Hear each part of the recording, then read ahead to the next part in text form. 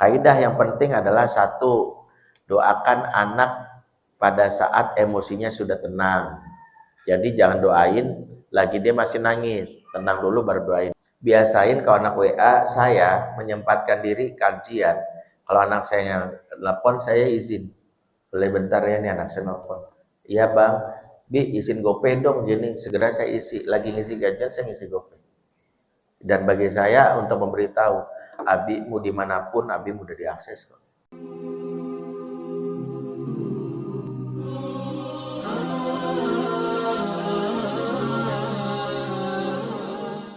Bismillahirrahmanirrahim. Assalamualaikum warahmatullahi wabarakatuh.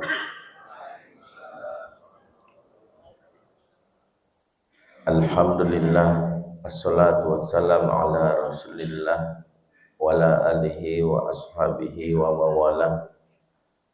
Ashhadu an la ilaha illallah wahdahu la syarikalah wa ashhadu anna muhammadan abduhu wa rasuluhu alladzi la nabiyya ba'dah.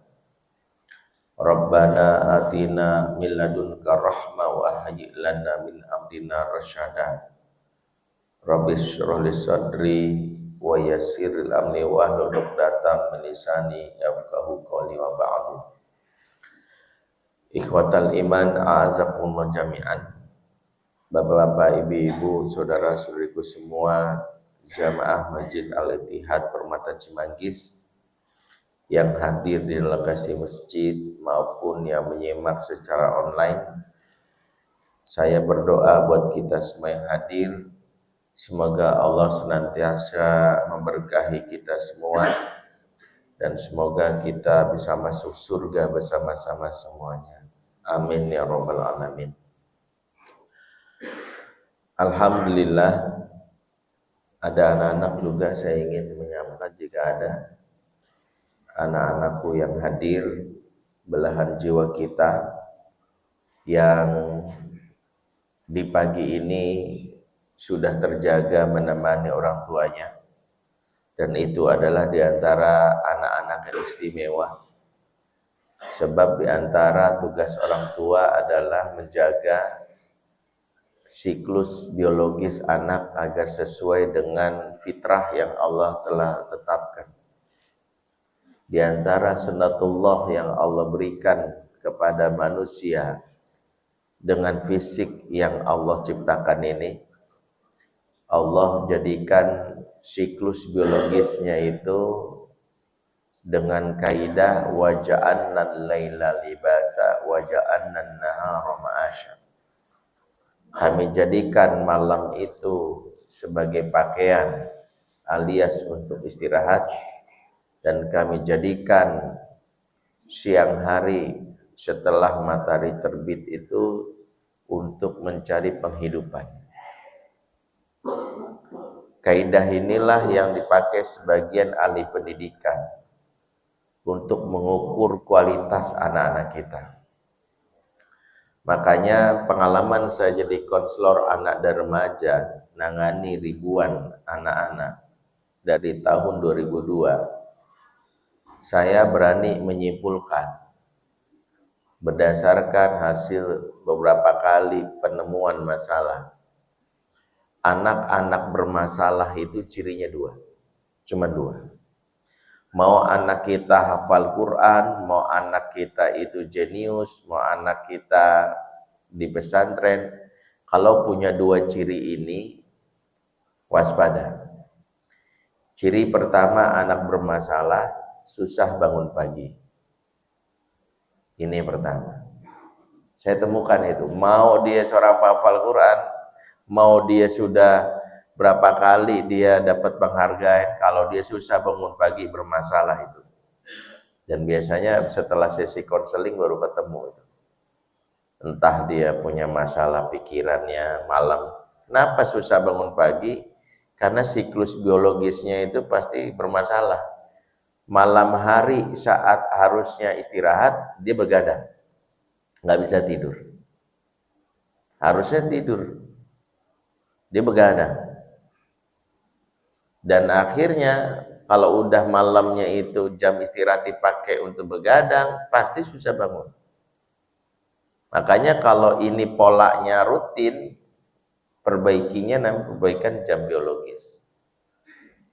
Dan orang yang memang susah bangun pagi, dia sulit mendapatkan apa yang menjadi esensi kehidupan. Sejatinya pagi itu waktu yang seluruh makhluk di muka bumi ini berebutan mencari apa yang sejatinya Allah awal berikan. Makanya pagi dalam bahasa Arab disebut bukroh. Bukroh itu artinya dari kata bakaroh, yang artinya perawan. Perawan itu diperebutkan. Makanya udara pagi ini udara yang diperebutkan. Sehingga disebut yang menghirup udara pagi itu hanya orang-orang terpilih. Karena setelah bergantinya hari, setelah syuruk, udaranya itu udah bercampur dengan udaranya orang munafik. Nafasnya yang berembus di itu lebih banyak udah. Yang bangun pagi itu orang-orang terpilih. Makanya kenapa membiasakan anak untuk bangun pagi dan terjaga di waktu subuh itu karunia. Di antara doa Nabi kepada yang menjalani ini adalah Allahumma barik li ummati fi bukuriha. Insyaallah, jazakallah. Yang kedua, anak yang bermasalah itu, makanya kalau udah ada dua ciri ini combo. Ciri kedua adalah lama di kamar mandi. Inna hadil hasyusha muhtadoroh. Sungguhnya toilet yang dan kamar mandi tempat yang paling banyak dikunjungi jin dan syaitan. Jadi membiasakan anak berlama-lama di kamar mandi itu membiarkan dirinya jadi mangsanya syaitan. Makanya kamar mandi, toilet itu esensinya kalau bahasa kita tuh buang hajat aja, hajat aja. Jadi jangan justru dibikin senyaman mungkin daripada ruang tamu. Kamar mandi didesain ada tempat bukunya, ada wifi-nya, PS5, parfumnya tuh. Sedibisanya aja, ya wangi, nggak asal nggak bau yang. Nggak usah sampai orang berlama-lama nyari inspirasi. Inspirasi kamar mandi itu was-was antara kepintaran, ilham dari Allah atau bisikan syaitan. Sebab syaitan markasnya di situ. Jadi kita itu datang ke markasnya syaitan. Disitulah kenapa Syekh Utsaimin sampai memberikan fatwa yang di beliau cenderung menghukumi makruh persetubuhan dilakukan di kamar mandi. Suami istri gairah terus melakukan hubungan seksual di kamar mandi. Mandi bersama nggak masalah. Tapi hubungan seksualnya itu kalau terjadi yang namanya pancaran, maaf, air mani persis di kamar mandi kepada istrinya, di situ setan sudah mengepung dan bayi yang lahir atau terjadinya pembuahan di situ sangat rentan jadi bayi yang dalam hal ini dikelola dan dikawal oleh setan dari awal perbuahannya. Kenapa? Karena di saat itu kita juga sulit baca doa karena dilarang kamar mandi. Jadi dua cirinya. Makanya saya begitu melihat ada anak-anak yang sudah bangun pagi ini, Masya Allah. Makanya di antara tugas kita itu yang paling sederhana itu mengajak anak terjaga di pagi hari. Maka buat mereka mari kita doakan semoga mereka menjadi anak yang soleh dan solehah, jadi pemimpin bagi orang-orang bertakwa. Rabbana hablana min azwajina wa dzurriyyatina qurrata a'yun waj'alna lil muttaqina imama. Rabbana hablana min ladunka dzurriyyatan thayyibatan wa minas shalihin innaka sami'ud du'a. Amin ya rabbal alamin. Jamaah melakukan Allah, alhamdulillah. Pagi ini kita duduk dalam majelis ilmu. Majelis yang sejatinya bukan cuma menambah pengetahuan, sebab kajian-kajian di zaman sekarang itu justru bagian dari obat atas kondisi di sekitar kita yang mungkin kita merasa lelah. Ya, habis setiap hari nengokin dolar udah berapa, pertamax naik lagi, pertamax naik gaji malah nggak naik kan gitu. Kondisi-kondisi yang seringkali membuat jiwa kita merasa tertekan, ternyata Allah menjadikan majelis yang kita hadiri itu sebagai obat.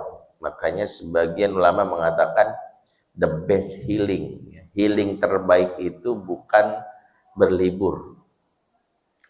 Duh, gua butuh healing nih, gitu ya. Banyak yang healingnya apa?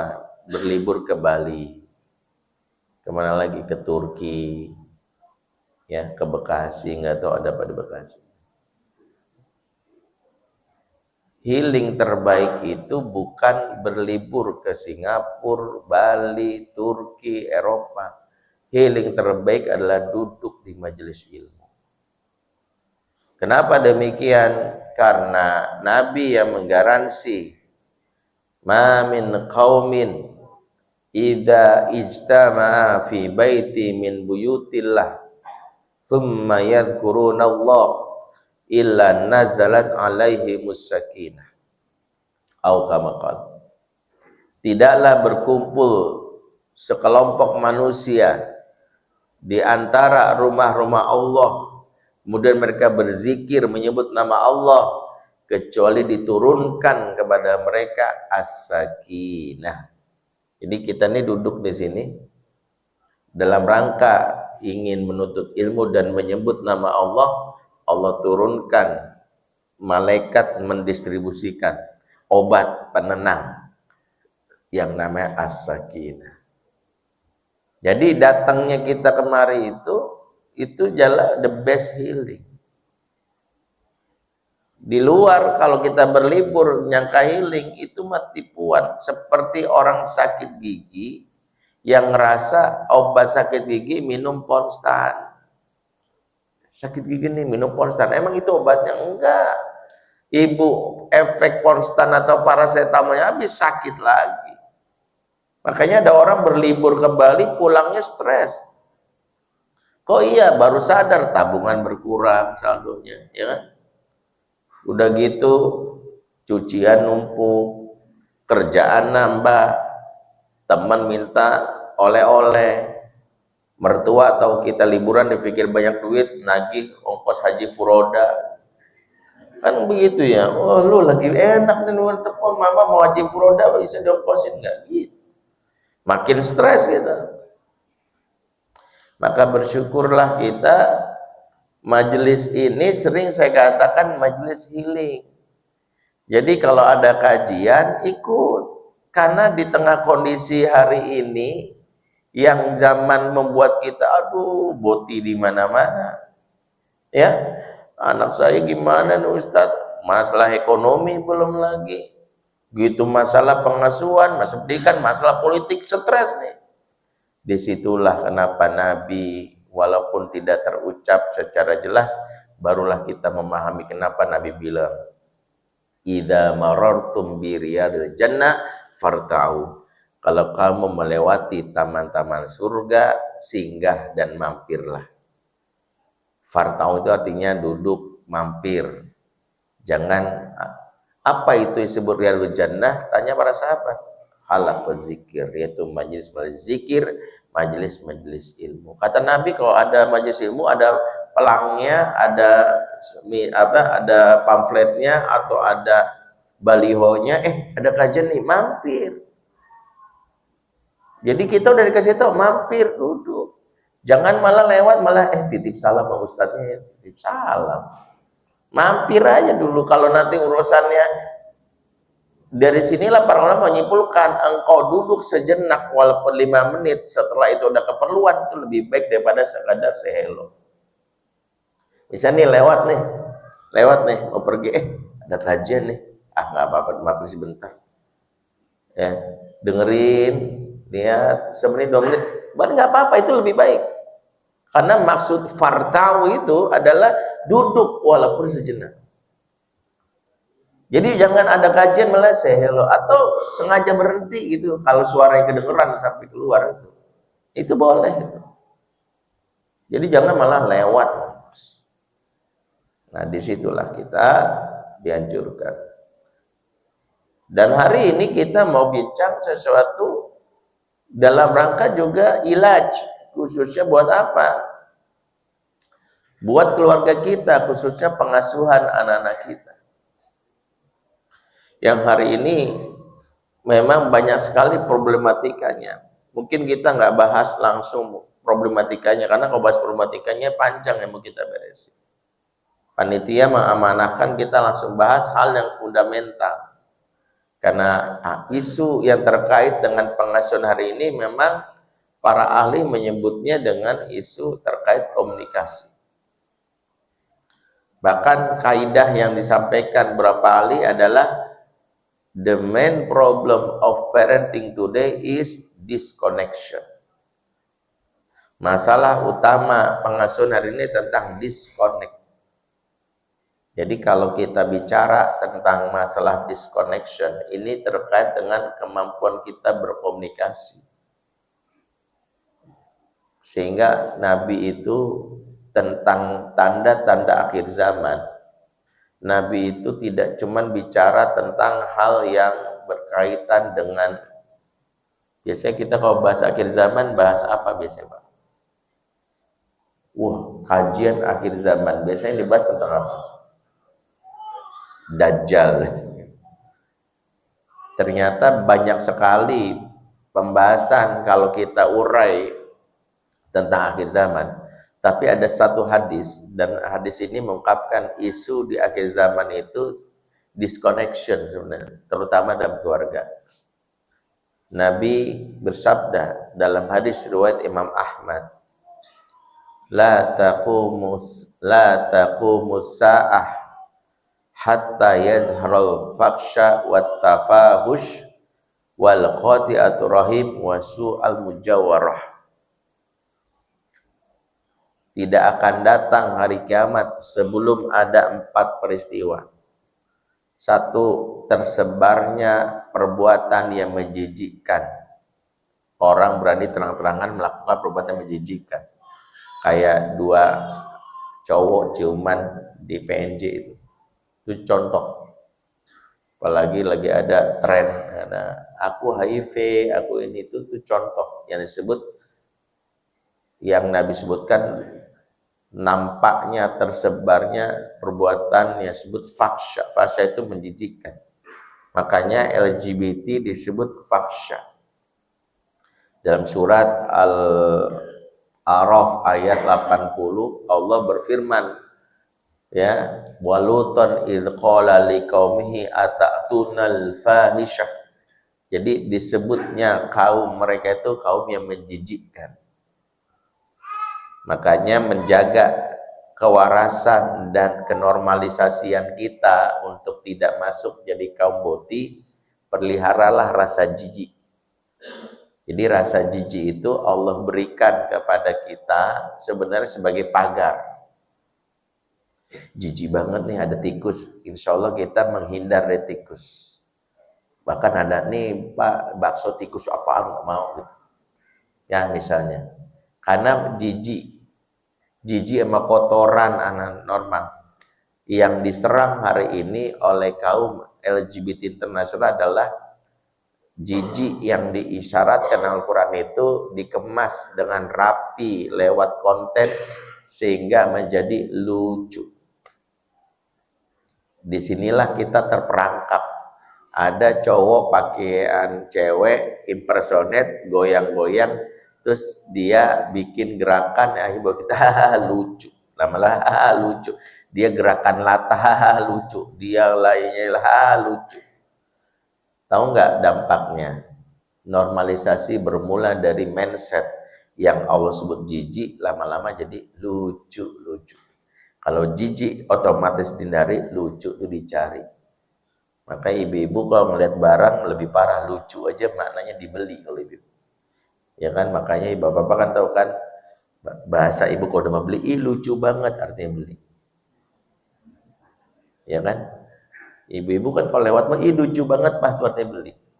Makanya saya kalau ke mall istri saya bilang, ih lucu enggak lucuan Nabi udah jangan. Ya. Makanya kalau istri itu udah ngomong lucu itu artinya harus segera keluar duit. Yang kedua adalah tafahush, kata-kata yang jorok, kata-kata hina. Itulah sekarang orang udah vulgar. Stand up komedian tuh demi seni katanya, ngomong kok jorok, ngomong kotor dianggap biasa.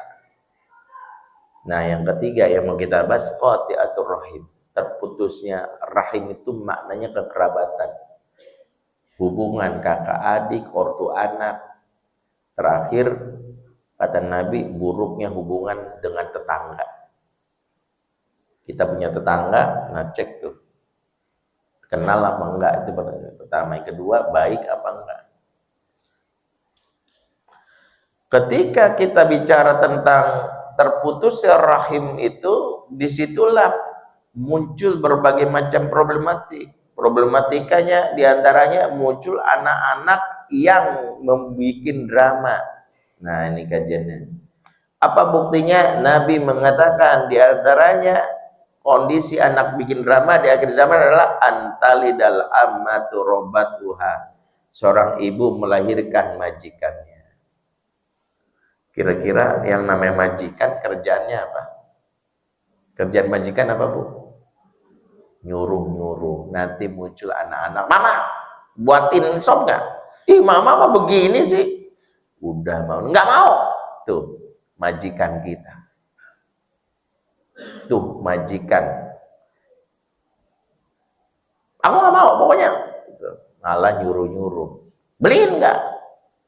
Itu yang kita sebut majikan. Yang Nabi syaratkan akhir zaman itu muncul. Kalau itu muncul di saat anak-anak, tidak ada hisab, kita anggap proses pembelajaran. Tapi sekarang udah remaja, udah balik. Dampak paling parah menyakiti orang tuanya, bahkan ada yang tega di Tangerang ya. Kemarin ada kasus bunuh ibunya, anak SD, hanya karena handphone ngikut apa yang ada di game, ibunya dibunuh. Ngeri. Nah, kondisi kita ini apa yang kita harus perbaiki? Ternyata perbaikan yang Allah berikan berkaitan dengan generasi itu memang ada dua.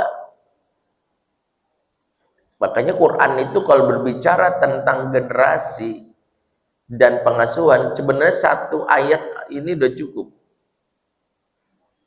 Ayatnya ada dalam surat An-Nisa ayat 9.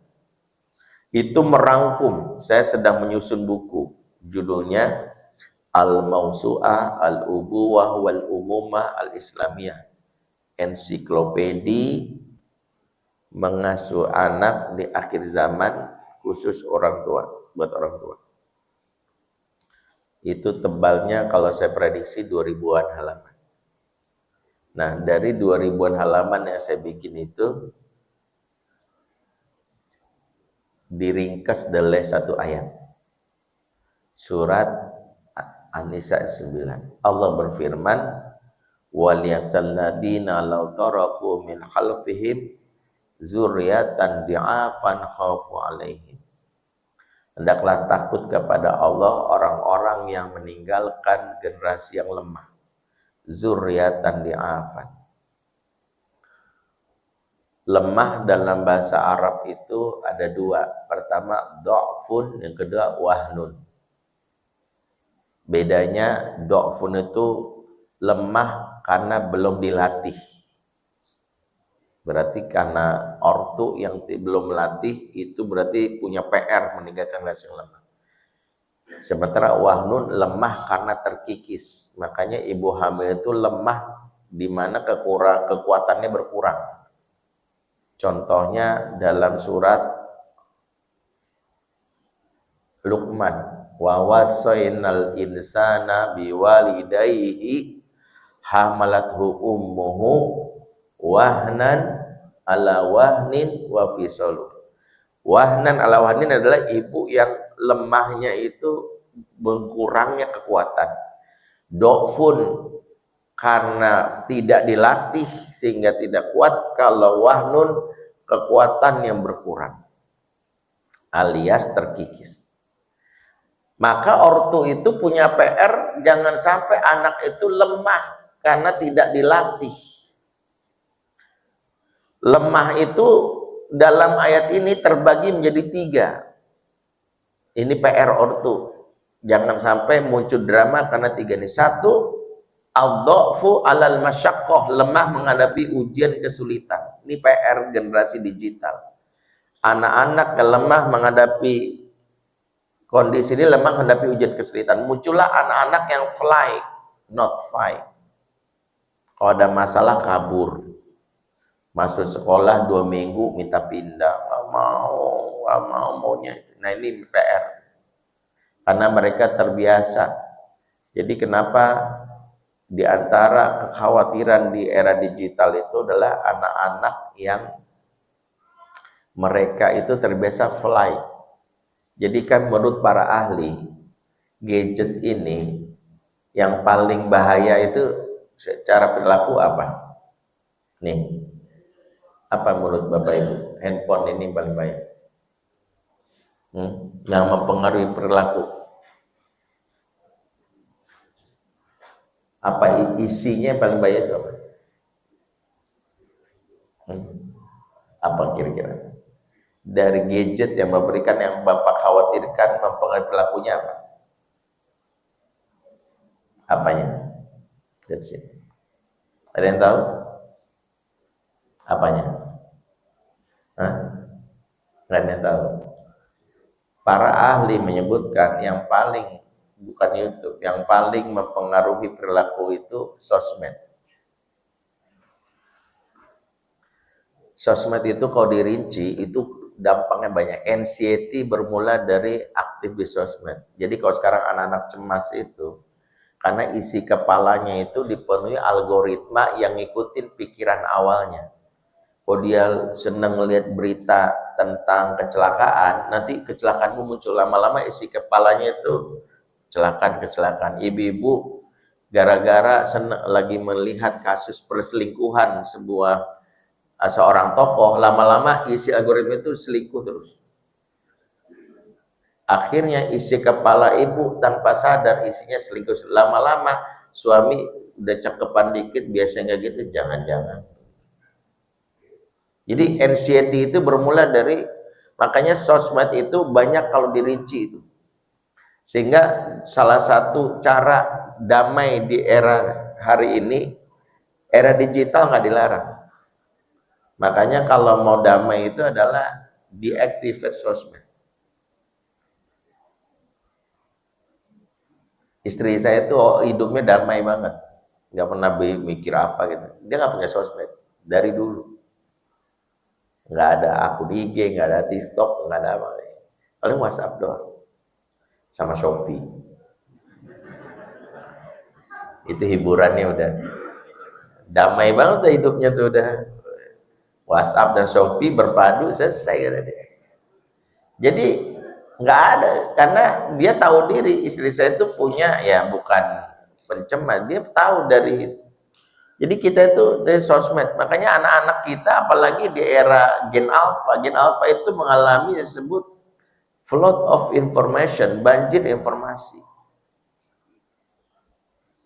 Isi kepalanya itu jadi kan tahu bedanya Gen Z sama Gen Alpha nggak? Tahu bedanya? Era digital itu terbagi menjadi 3, Gen Z, Gen Alpha, Gen Beta. Tahu pembedanya masing-masing? Gen Z adalah generasi yang sudah mulai berinteraksi dengan internet, yaitu anak-anak kelahiran 95 dan 2010. Di era ini mereka sudah kenal dengan internet sehingga punya pandangan tentang dunia luar. Oh, ternyata apa yang diomongin papa nggak sepenuhnya benar. Ternyata oh enggak emang gitu. Tapi Gen Z yang walaupun punya informasi yang sebelumnya hanya ortunya saja, karena kayak kita nih Gen milenial, Gen X, apalagi baby boomer, dulu sumber informasi kita apa kata mama, apa kata papa, udah. Ya udah, paling kalau hiburan nonton TVRI udah. Itu juga disortir informasi pemerintah. Ya, kita nggak bisa tahu kondisinya negara, nggak bisa, itu udah diseleksi. Bapak kita, emang kita udah rujukan kita. Gen Z sudah mulai tuh, enggak gitu. Tapi Gen Z beruntungnya dia masih bisa dibatasi. Gen Z itu dibatasi. Kenapa? Untuk internet dulu nggak semudah sekarang. Buka laptop, buka PC, pasang modem, ketek nyambung. Kan baru nyambung kan, baru. Udah jam 10 malam, masuk. Masih aja masuk. Kalau dia agak ngeyel, paling dia kabur ke rumah ke warnet. Warnet dibatasi, paling jam 2 tuh. Atau berdasarkan duit. Jadi Gen Z dia masih ada keseimbangan antara dunia nyata, dunia maya. Masuk Gen Alpha 2010 sampai 2024. Gen Alpha itu diidentifikasi dengan ini nih. Di sini mereka punya akses 24 jam. Isi kepala mereka sudah terinjeksi oleh banyak notif. Makanya orang bule nyebutnya steer by notification. Kayak bapak-bapak sini tanpa sadar kita itu gini, lagi megang handphone tiba-tiba nih notif pasti membuat kita teralihkan. Makanya walaupun mereka tidurnya misalnya tidurnya jam 8, otak mereka baru tidur jam 12. Karena jam 8 handphonenya di sini.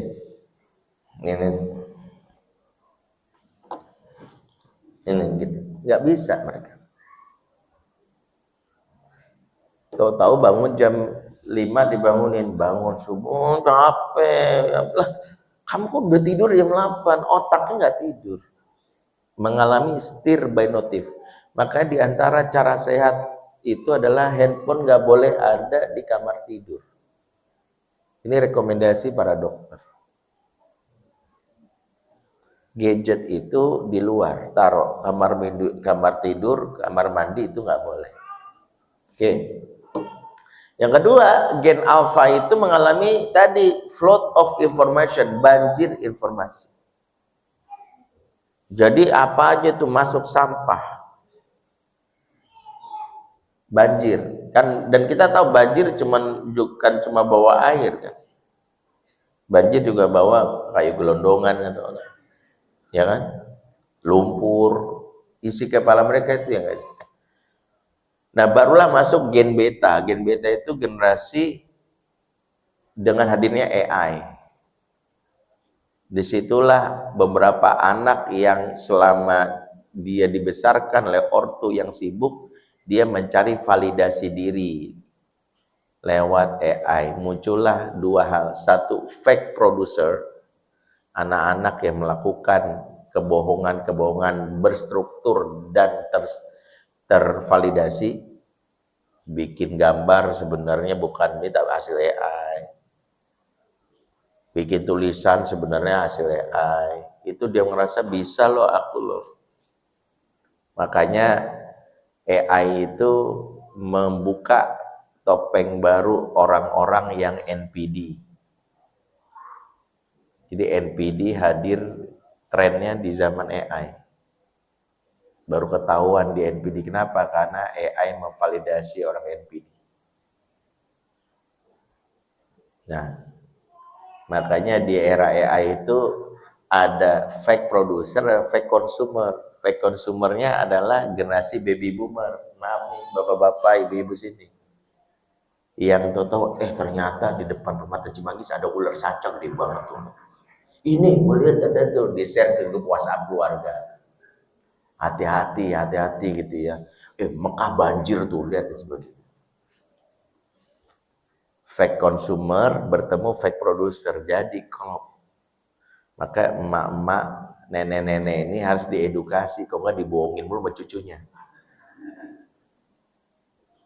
Cucunya udah tahu gitu, neneknya aja bilang, enggak ini kamu ini. Gitu. Oke, kita balik. Nah, yang paling dikhawatirkan Gen Alpha itu adalah mereka, sosmed itu melatih mereka menjadi raja.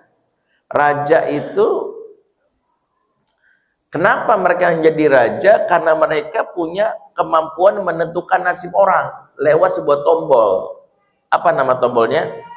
Di mana mereka nentuin nasib orang? Nama tombolnya block, unfriend, left group, unfollow, rating 1. Itu kan tanpa sadar buat gua bisa nentuin nasib orang. Mesen GoFood, datang telat, rating 1, besok lu nggak boleh lagi sini ya. Apalagi misalnya masuk grup WA-nya saya sampah, left, males gue, grup WA apaan?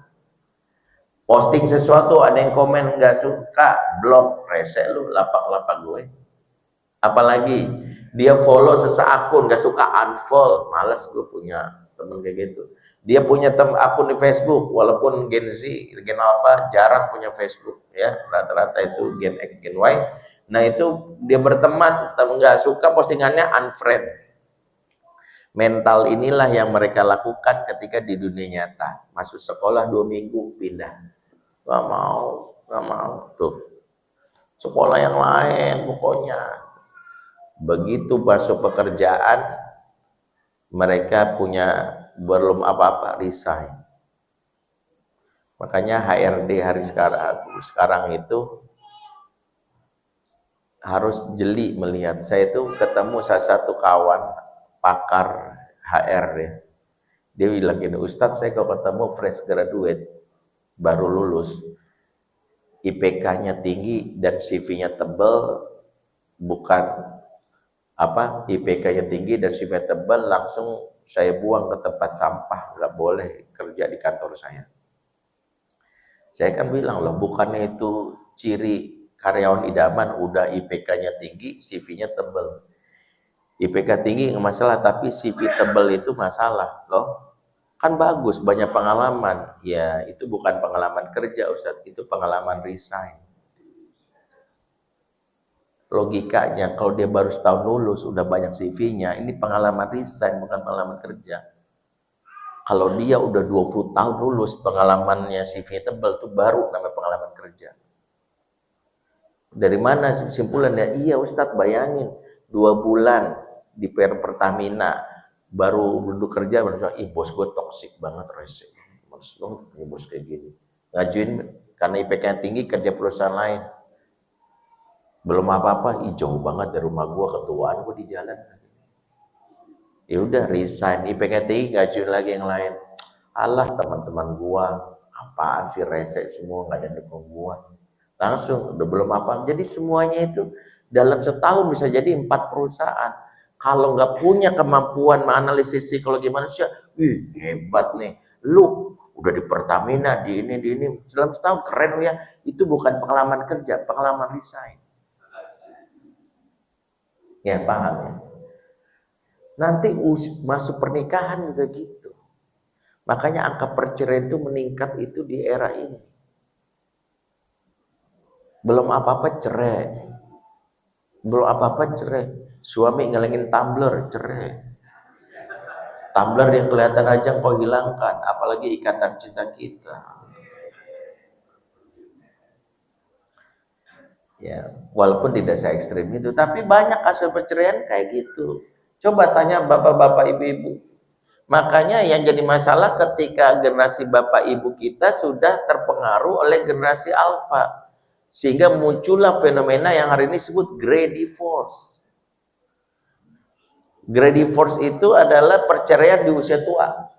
Maaf, grey itu artinya apa? Abu-abu. Itu mewakili gambar orang beruban. Orang beruban umurnya rata-rata berapa? Bapak-bapak yang beruban 55, 60. Jadi kalau ada kanece yang mengkhawatirkan ini perceraian di usia senja, Pak. Suatu saat saya ngisi kajian, yang hadir itu rata-rata orang sepuh. Terus ada yang ngomen gini. Dan komennya walaupun bercanda, tapi saya balas gitu, bilang, Ustadz, kajian-kajian gini kita udah gak butuh nih, yang muda-muda nih, belajar nih. Kita mah udah tua, gak perlu lagi kajian-kajian udah gini. Kita pengennya mah kajian-kajian yang husnul khotimah aja. Saya bilang gini, Pak, Bapak tahu nggak justru di umur Bapak itu sekarang ada fenomena cerai di usia senja. Itu sul khotimah. Angkanya tahun 2010 Dari total perceraian itu yang bercerai orang di umur 55 tahun ke atas itu cuma 4% tahun 2010. Tahun 2024 meningkat jadi 17%. Dari tahun 2020 sampai 2024 orang tua yang bercerai umur 55 tahun ke atas totalnya 220.000 kasus.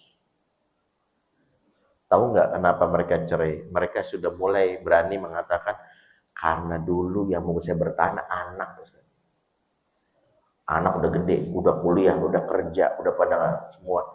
Masa iya saya masa tua bersamaan dengan makhluk kayak gini? Pasangan disebut makhluk kayak gini. Diam bapak yang ngomong gitu. Bapak silakan kalau nggak mau belajar keluar aja. Enggak sih belajar. Justru yang karena terasa sekarang nih kalau saya ngomong gini bapak-bapak sini jujur aja evaluasi. Jangan-jangan sekarang berdua dengan pasangan itu bingung, iya ngapain?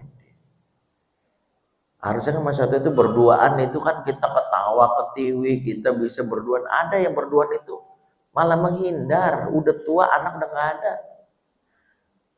Nah gara-gara sosmed mereka berpikir cerai. Nah itu.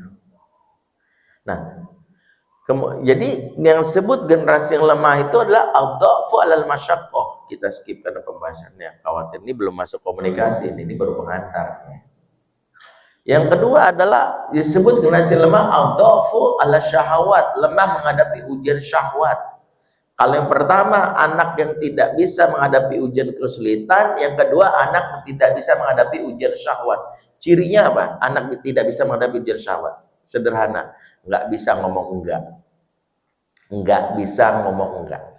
Ciri anak yang gampang dibujuk melakukan kemaksiatan adalah ngomongnya terserah. Kamu nanti lulus SD mau ke pesantren apa SMP negeri, terserah bunda. Nanti kira-kira kamu kuliahnya di sini, terserah ayah.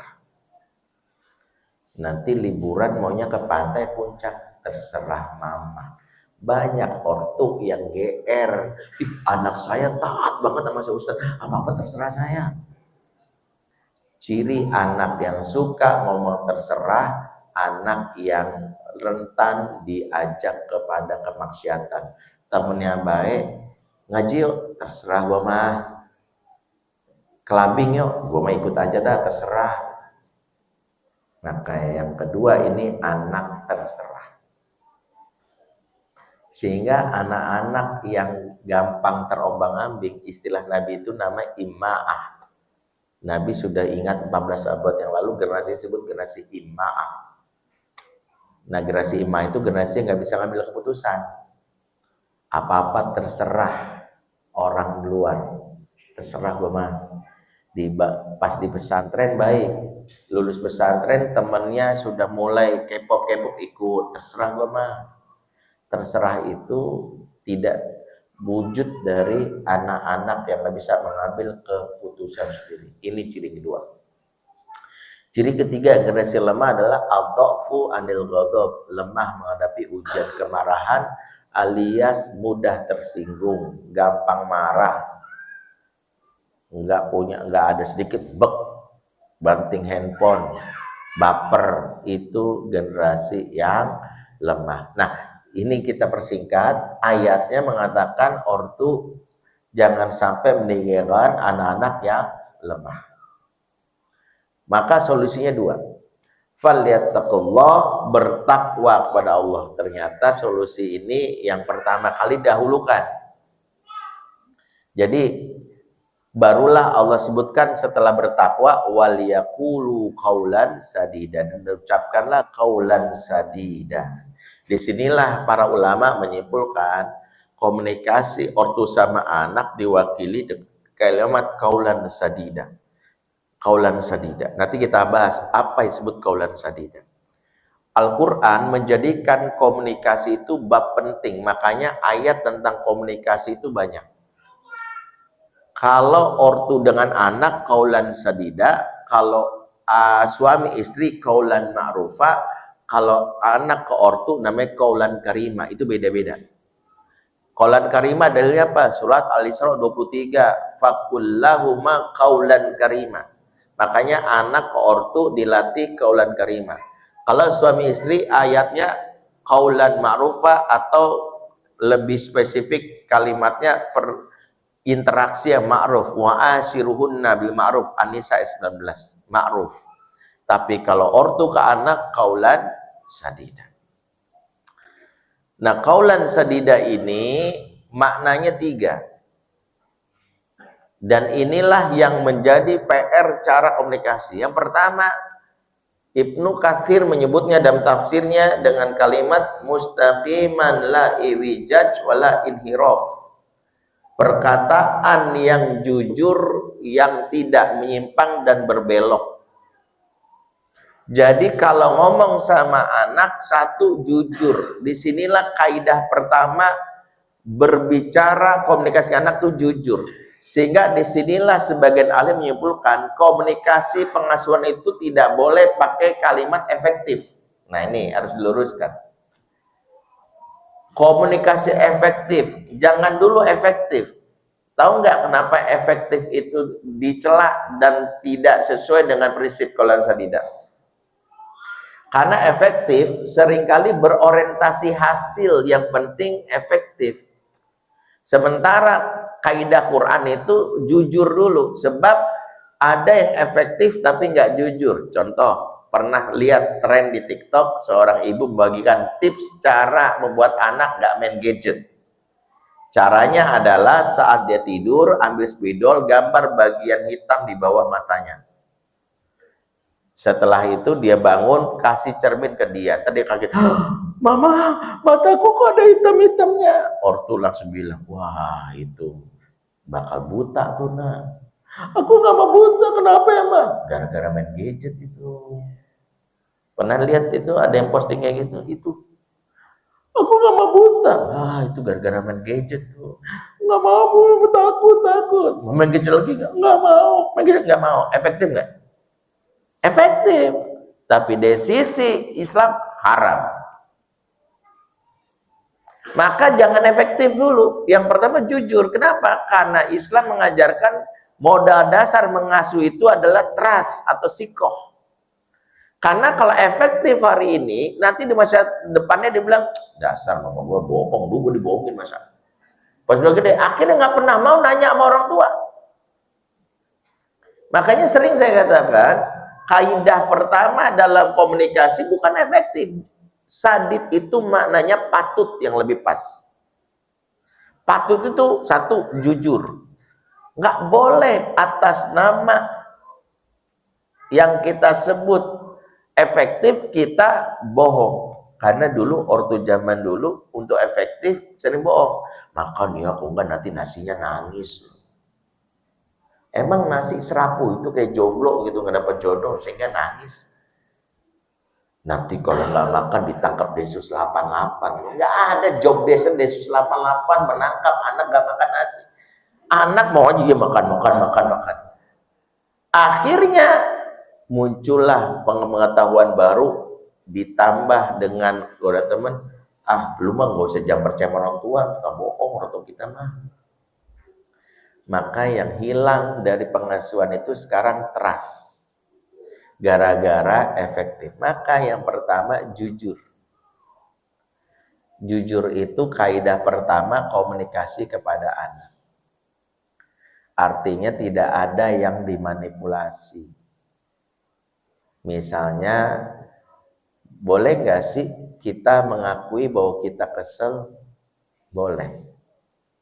Mama kesel sebenarnya. Boleh nggak sih kita mengakui kita sedih? Boleh. Karena dengan cara itu anak jadi tahu dan mengenali perasaan. Banyak ortu yang menyembunyikan kesedihan sehingga anak tidak mengenali perasaan sedih. Makanya Nabi waktu kehilangan putranya bernama Ibrahim, Nabi tidak yang seperti yang sering diceritakan. Kadang kan hari ini laki-laki, terutama anak laki-laki, di stigma. Laki-laki tak bercerita. Tahu-tahu masuk rumah sakit jiwa. Kawan saya itu psikiater di Kalimantan. Dia bilang, Ustadz tahu nggak, pasien saya 75% itu laki sekarang. Dan saya juga tanya beberapa di rumah sakit di Grogol, 60% itu pasiennya laki.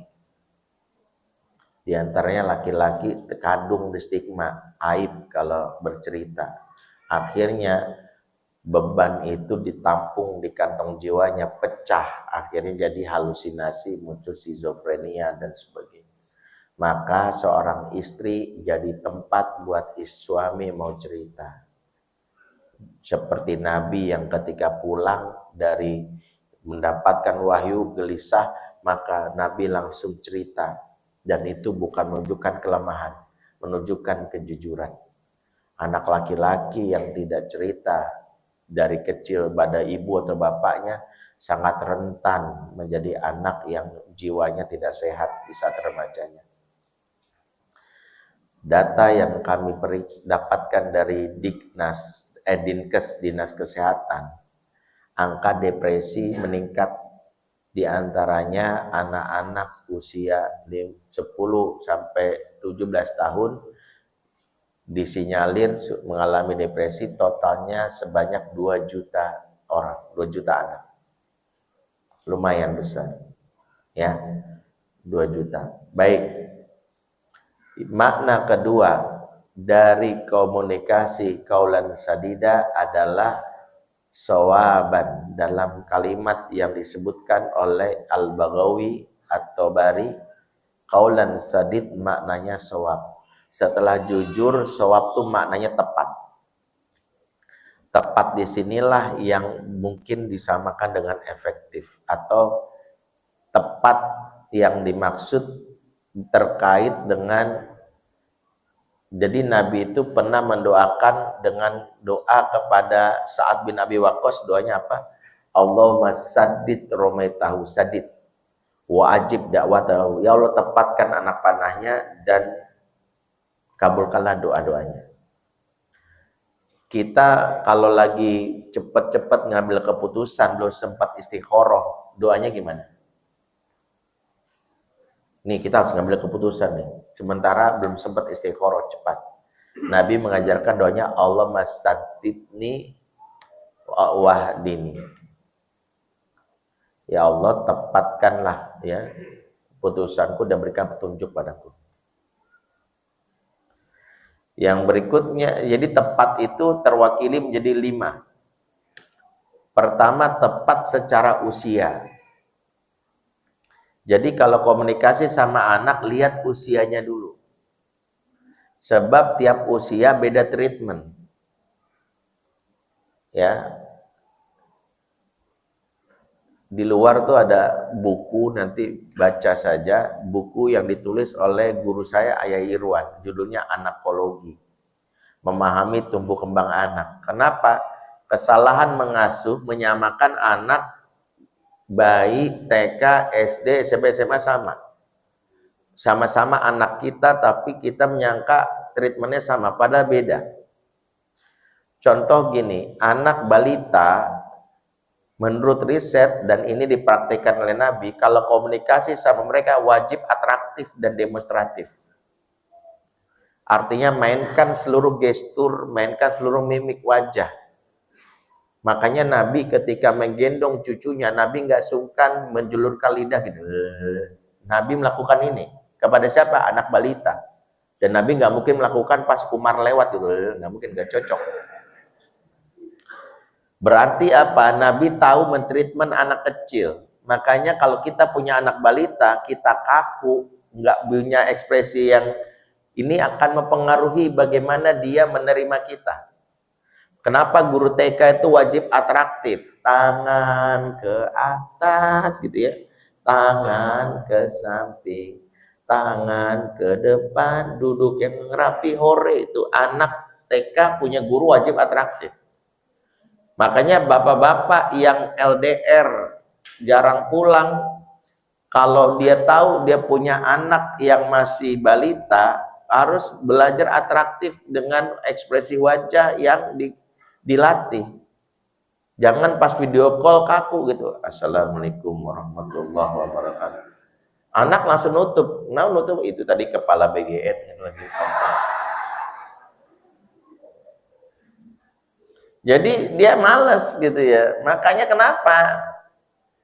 Latihan pertama buat bapak-bapak kok anaknya itu umurnya di 5 tahun pada saat nelfon belum Assalamualaikum, emang begitu Nabi. Nah ini perhatiin deh cara Nabi mentreatment anak balita.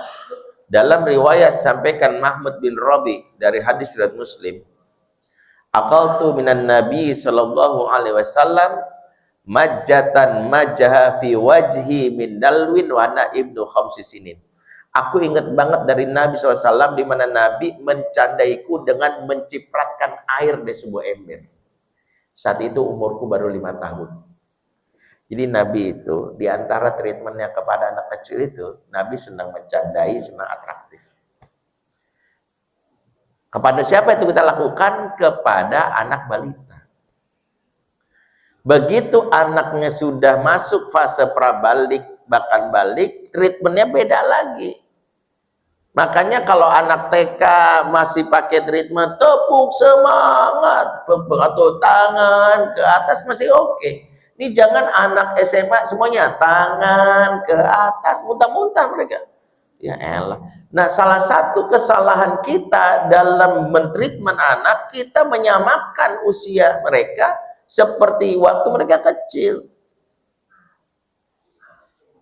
Ada seorang ustadz ngisi di anak SMP gini, jadi kita akan makan nasi. Itu anak TK ya, anak SMP elah kayak bocah. Ada yang kayak pengen dikesankan atraktif lucu, anak SMA dia gini, ayo semuanya tepuk semangat. Anak SMA malah karena nggak pas. Makanya pelajari tepat dulu secara usia. Nah itu pembahasan yang panjang nih, baru poin-poinnya dulu. Sehingga gini loh, kalau ngomong kita harus tahu misalnya, oh kalau sama anak kecil itu kenapa ngomongnya harus banyak.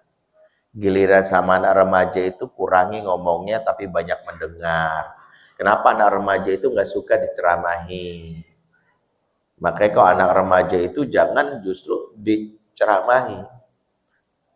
70% mereka ngomong, 30% kita yang bicara. Sehingga kalau anak remaja pakai treatmentnya jadi bukan preacher tapi coach. Nabi suatu hari datang seorang anak remaja, ya Rasulullah, kalau saya berzina gimana? Tuh bayangkan.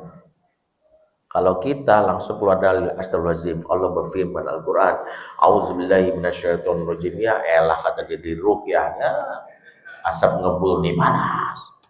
Kita itu lupa Nabi sebagai teladan nggak melakukan itu. Nabi kalau anak remaja latih deh pikirnya. Kalau ibu kamu dizinahi gimana?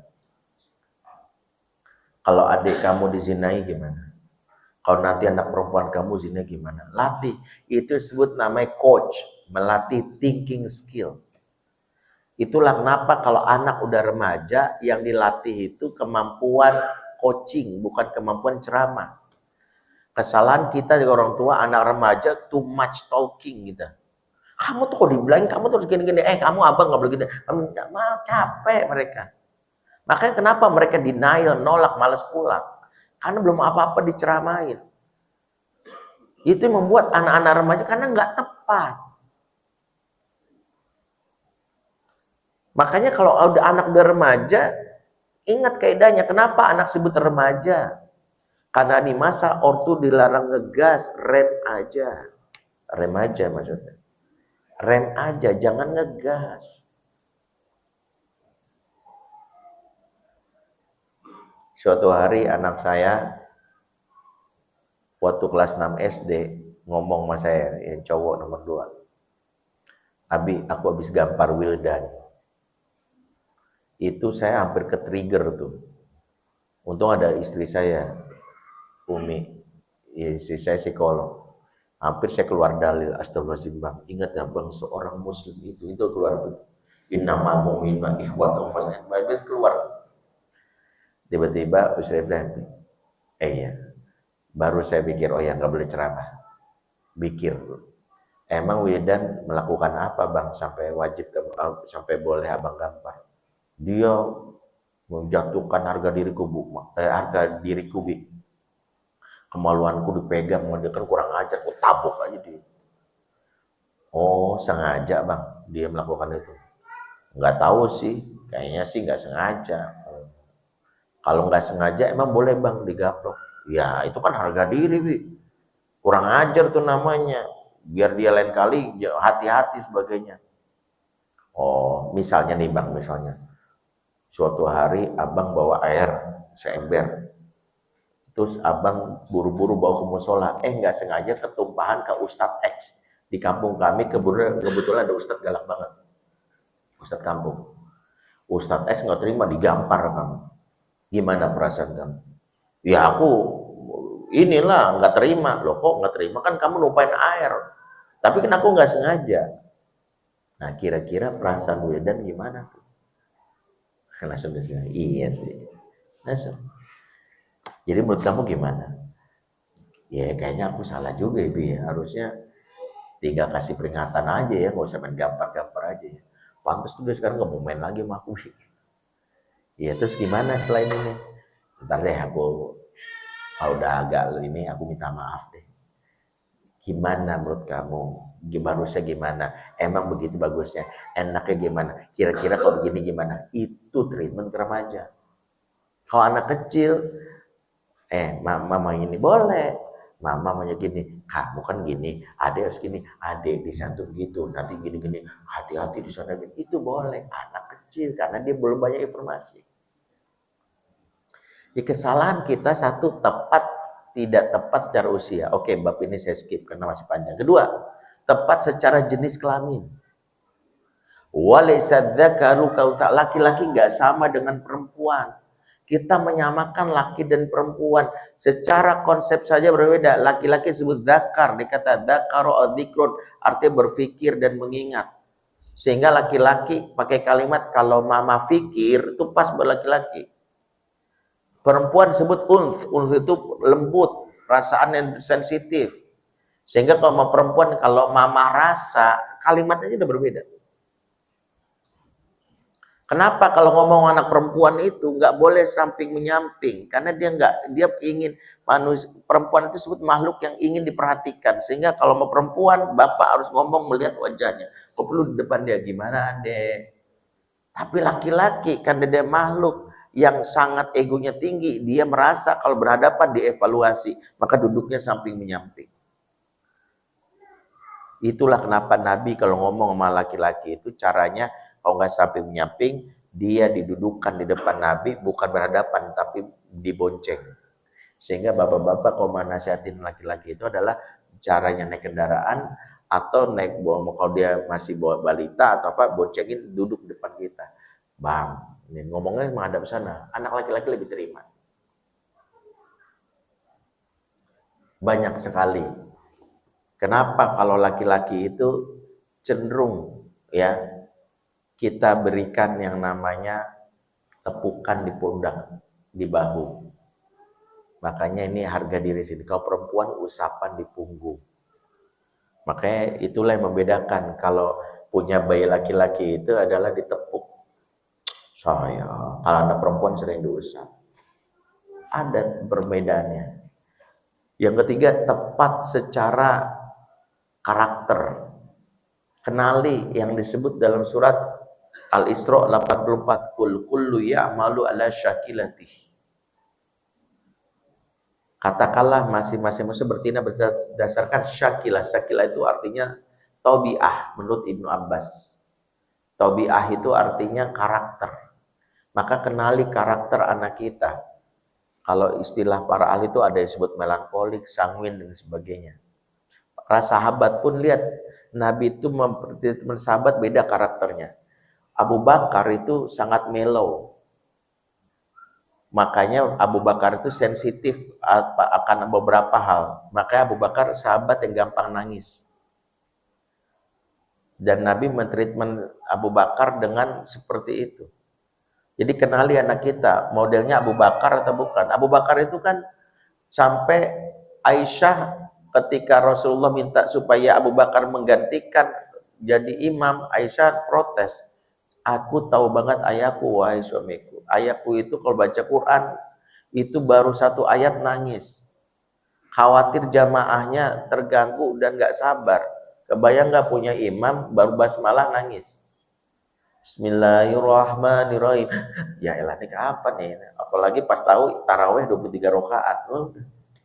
Taraweh 23 rakaat imamnya basmalah nangis, udah panjang. Udah gitu dimulai dengan alif lam mim, gemeter gitu tuh. Bayangin tuh. Nah, Rasulullah begitu ketika tahu Abu Bakar juga. Begitu ada hadis tentang larangan isbal, Abu Bakar yang langsung aku gitu aku termasuk yang karena enggak, kalau kamu kan karena kedodoran. Beda dengan Umar. Umar tuh karakternya keras, tegas. Kalimat yang lazim di Umar tau nggak apa? Da'ni adribu unuqa hadzal munafik. Biar saya penggal kepala orang ini. Umar tuh bahasanya tuh hantem aja tabok, injek-injek kalau perlu. Emang rese nih, maling ini kita tabokin bareng-bareng aja. Itu khasnya Umar tuh. Makanya Umar sama Abu Bakar itu beda. Dan Nabi nggak menganggap mereka salah. Inilah kesalahan mengasuh itu mensamakan. Ini kesalahan kita nih punya anak laki-laki. Semua laki-laki wajib kayak Umar, enggak juga. Kamu tuh harus kayak Umar. Jangan-jangan anak kita Abu Bakar di zaman ini. Tapi kita anggap harus kayak Umar karena kita menganggapnya dia wajib, karena kita nggak kenal karakternya. Apakah salah menjadi Abu Bakar dengan gampang nangis? Enggak juga. Buktinya Abu Bakar paling peka rasa. Karena laki-laki yang gampang menangis itu tandanya peka rasa, sehingga dia bisa mengenali bagaimana rakyatnya, bagaimana nanti anak buahnya gitu. Suatu hari Rasulullah pernah disebutkan dalam kitab Hilyatul Auliya, Nabi malam-malam melakukan inspeksi. Ketika Nabi inspeksi, Nabi melewati rumahnya Abu Bakar yang lagi sholat tahajud, lagi sholat malam. Ada lampu yang menyala, cahaya. Abu Bakar tuh saat malam Nabi melewati, suaranya lirik. Akhirnya Nabi lewati rumah Bakar, mengunjungi rumah Umar. Begitu rumah Umar sebaliknya, Nabi melewati Umar sholat malam sampai kedengar keluar, karena Umar sholat malamnya suaranya teriak-teriak, Bismillahirrahmanirrahim. Beda. Yang satu suara lirik, dan teriak. Besok pagi dikumpulkan dua sahabatnya. Wahai Abu Bakar, aku melewati rumah semalam dan aku mendengar lirih suaramu. Kenapa kau suara baca Qur'annya lirih sekali? Kata Abu Bakar, innallaha sami'un alim. Allah Maha mendengar lagi Maha tahu, jadi nggak usah suaranya terlalu kencang. Sebaliknya ditanya Umar, aku melewati rumahmu dan kau sholat malam. Tapi aku dengar engkau bersuara sholat malam, suaranya kencang sekali, tidak teriak. Kenapa begitu Umar? Kata Umar, biar setan-setan pada kabur. Apa kata Rasulullah? Abu Bakar, naikkan suaramu, irfa sautik, dan Umar turunkan suaramu. Warattilil Qur'ana tartila, itu maksud. Disuruh pertengahan. Itu dua orang aja berbeda.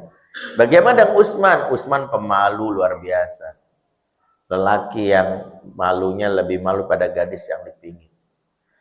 Makanya Utsman itu nggak nyaman ketika Nabi nggak sengaja tersingkap betisnya, sehingga Nabi tahu ditutup. Nabi itu tahu, oh Utsman ada Utsman tutup. Karena Utsman pemalu sekali. Utsman nggak, saking malunya Utsman itu sedikit bicara.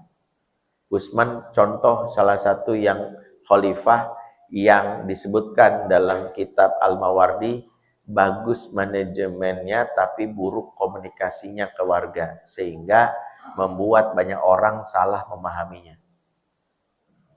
Utsman ini komunikasinya itu tidak sebagus khalifah sebelumnya.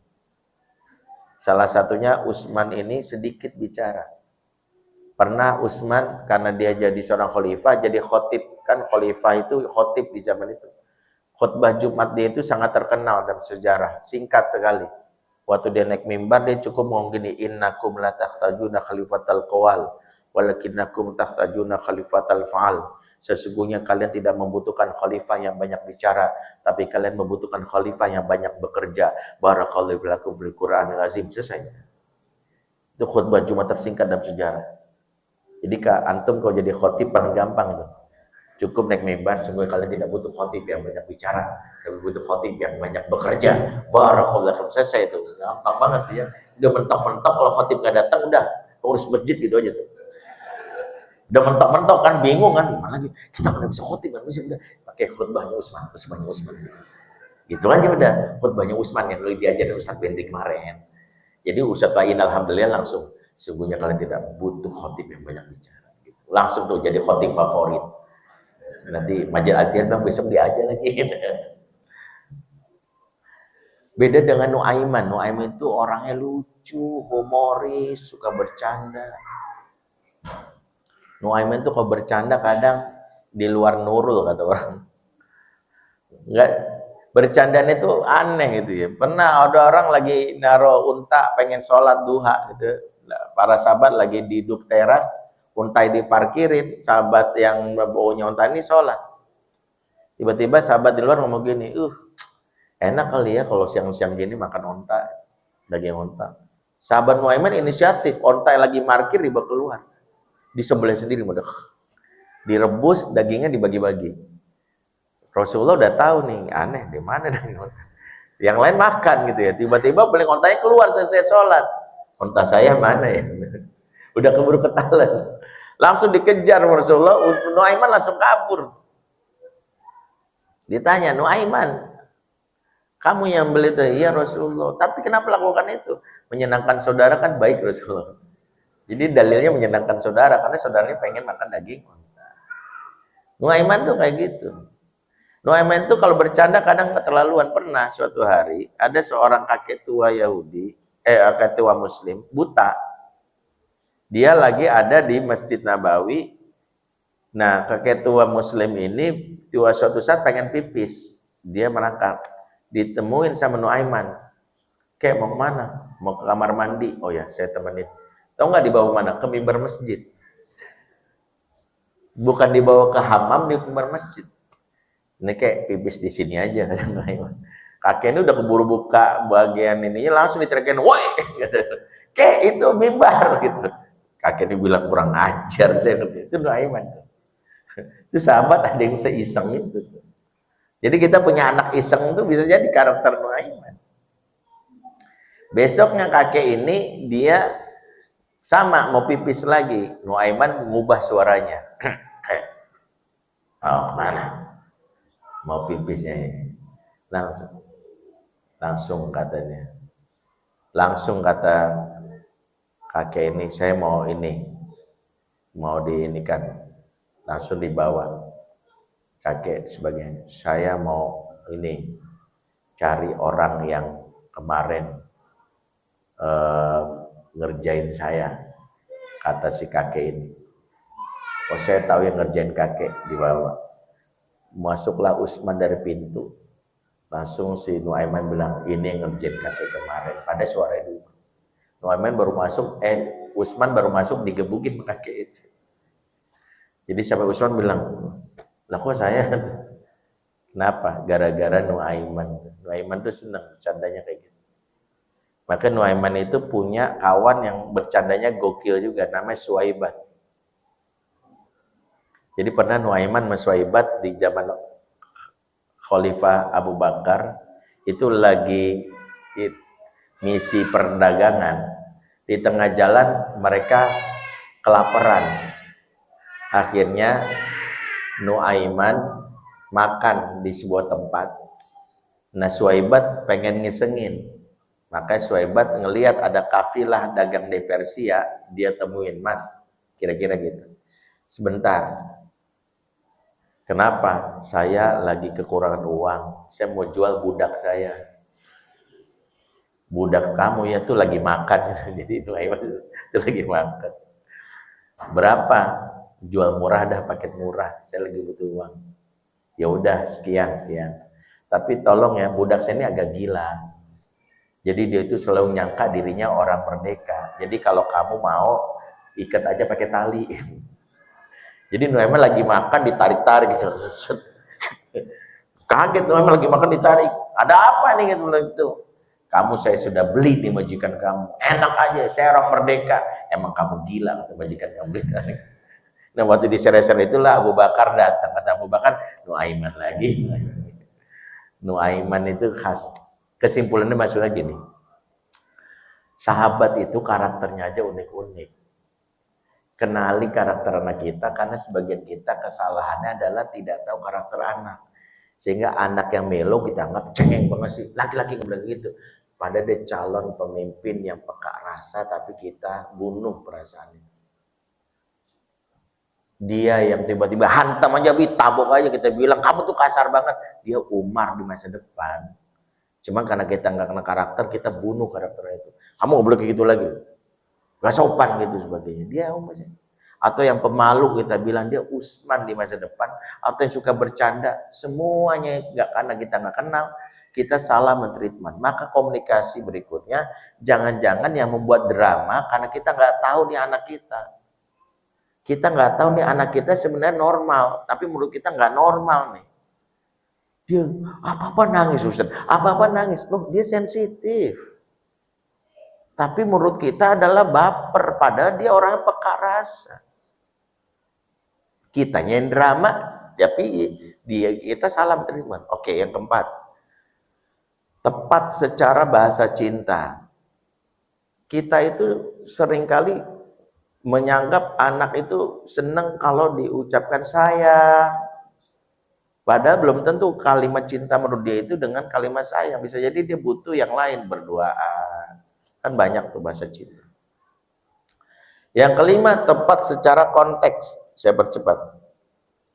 Maksudnya konteks apa? Kenali situasinya kalau ngomong. Makanya gini, Nabi itu membagi waktu berdasarkan pagi, siang, sore, malam. Tuh Nabi cara ngomongnya beda. Salah satu yang menarik adalah Syekh Abdullah Nasir mengatakan Nabi itu kalau pagi-pagi itu Nabi nggak pernah menceritakan hal yang menyeramkan atau beban.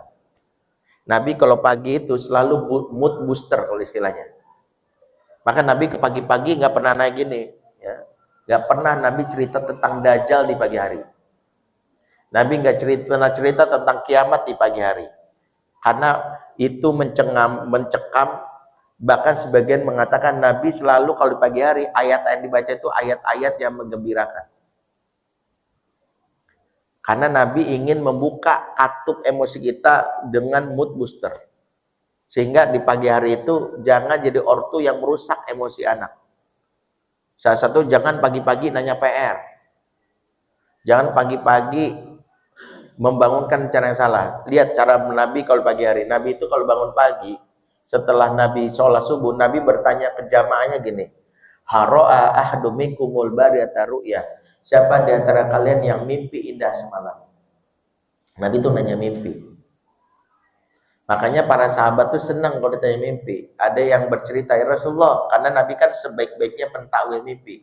Ya Rasulullah, aku melihat langit terbelah dan aku naik ke atasnya. Kata Abdullah bin Abbas, kata Nabi, kelak engkau akan dimuliakan oleh seluruh penduduk dunia, bahkan seluruh penduduk langit. Itu Nabi begitu. Pernah ada sebuah riwayat, ada seorang yang diceritakan mimpi buruk dan dia enggan menceritakan ke Nabi. Karena dia malu, dia cerita karena mimpinya itu dia dibawa keliling neraka, yaitu Abdullah bin Umar. Dia mimpi dibawa keliling neraka, diperlihatkan neraka, dia langsung bangun cemas dan dia membuat dia emosinya langsung buruk. Di situ dia bingung, dicerita sama Hafsah. Mimpi buruk itu adabnya kata Muhammad bin Sirin, kalau bisa jangan ceritakan ke sembarang orang. Kalau kita mau cerita, pastikan sama orang yang nggak punya hasad sama kita. Misalnya siapa? Pasangan kita, orang tua kita, atau bisa jadi saudara kandung kita. Nah, Abdullah bin Umar meyakini Hafsah tidak punya hasad. Makanya dia cerita, Hafsah aku mimpi gini. Hafsah cerita kepada Nabi tentang mimpinya Abdullah bin Umar yang dibawa keliling neraka. Tahu dari reaksinya Nabi? Dipanggil Abdullah bin Umar, alih-alih Nabi menakut-nakuti, Nabi mengatakan gini, nikmar rajul Abdullah lokana yusallilail. Sebaik-baiknya laki-laki adalah engkau ya Abdullah, seandainya engkau rajin salat malam. Mimpi yang diceritakan ke Nabi walaupun buruk jadi motivasi. Gara-gara itu Abdullah bin Umar sebutkan tidak pernah meninggalkan salat malam sampai akhir hayatnya. Bayangkan, itulah tugas kita kalau pagi hari itu, dan diantara tawaran dialognya nanya mimpi. Adik mimpi apa semalam? Kalau mimpinya baik kita apresiasi. Kalau mimpinya buruk kasih kalimat yang membuat dia merasa bahagia. Jangan gini, aku mimpi dikejar-kejar anjing. Wah, sebentar lagi kamu mati tuh. Tinggal tulang belulang, tobat ya nah. Makin stres. Yang lain-lain aja, misalnya anak saya benar-benar, aku mimpi kejar-kejar anjing. Anjing yang hina aja ngejar-ngejar kamu, apalagi manusia. Semua kagum sama kamu itu nah. Yang kayak gitu cukup kalimat positif. Itu kaidah para ulama. Nah, oke. Berikutnya kaulan sadida maknanya adalah yang disebut saddatul mah, yaitu menutupi celah alias islah. Jadi 3 kategori kaulan sadida. 1 benar, yang kedua adalah tepat, yang ketiga melakukan perbaikan. Apa maksudnya? Disinilah kalimat yang kita lakukan itu senantiasa dalam rangka untuk memperbaiki. Di antara adalah memberikan solusi. Itulah kenapa Nabi itu kalau melakukan sesuatu itu mengasih solusi. Contoh misalnya Nabi melakukannya kepada seorang anak yang setiap hari ngelempar kurma gara-gara pengen banget, dia punya kurma tetangga lagi ranum-ranumnya, diambil batu dilemparin, jatuh kurmanya, dimakan kabur. Tetangganya tahu, lapor sama Nabi. Nabi dengan laporannya langsung, ta'al ante Rofi sini. Maka Rofi ditanya, lima tarminahlah, kenapa kamu lempari kurma tadi? Maka Rofi ngomong, aku lu ya Rasulullah, saya pengen banget makan kurma. Lihat jawaban Nabi, la tarminahlah wa kul mayaskutu fi asafilha. Jangan lempari kurma itu ya, kalau kamu mau makan yang sudah jatuh di tanah. Jadi Nabi melakukan perbaikan dengan cara cegah dia melakukan itu, tapi kasih solusi. Kamu mau, udah jatuh di tanah aja boleh. Ya, ini membuat kenapa hukumnya memakan buah yang jatuh di jalan umum hukumnya halal. Kata Imam Ahmad, selama jatuhnya karena angin, bukan karena ada tronton kita bawa nabrak, nyiapin keranjang mau pasar induk. Nah itu yang kayak gitu mah jelas niat. Ya enggak, itu maksudnya jatuh karena angin boleh. Dari situ kemudian Nabi mengusap kepalanya, summa masarosahu, dan mendoakannya. Maka di antara ciri, nah ini menarik. Cirinya salah satu komunikasi ke anak itu adalah kita mendoakan sesuai kebutuhannya. Makanya Nabi itu komunikasi ke anak itu enggak melulu lewat nasihat, tapi lewat doa yang dijaharkan. Contoh, Nabi mendoakan Abdullah bin Abbas dijaharkan, Allahumma faqihu fiddin walimut ta'wil. Nabi mendoakan misalnya Sa'd bin Abi Waqqas, Allahumma sad romaita wajib dawatahu, ya Allah tempatkan anak panahnya.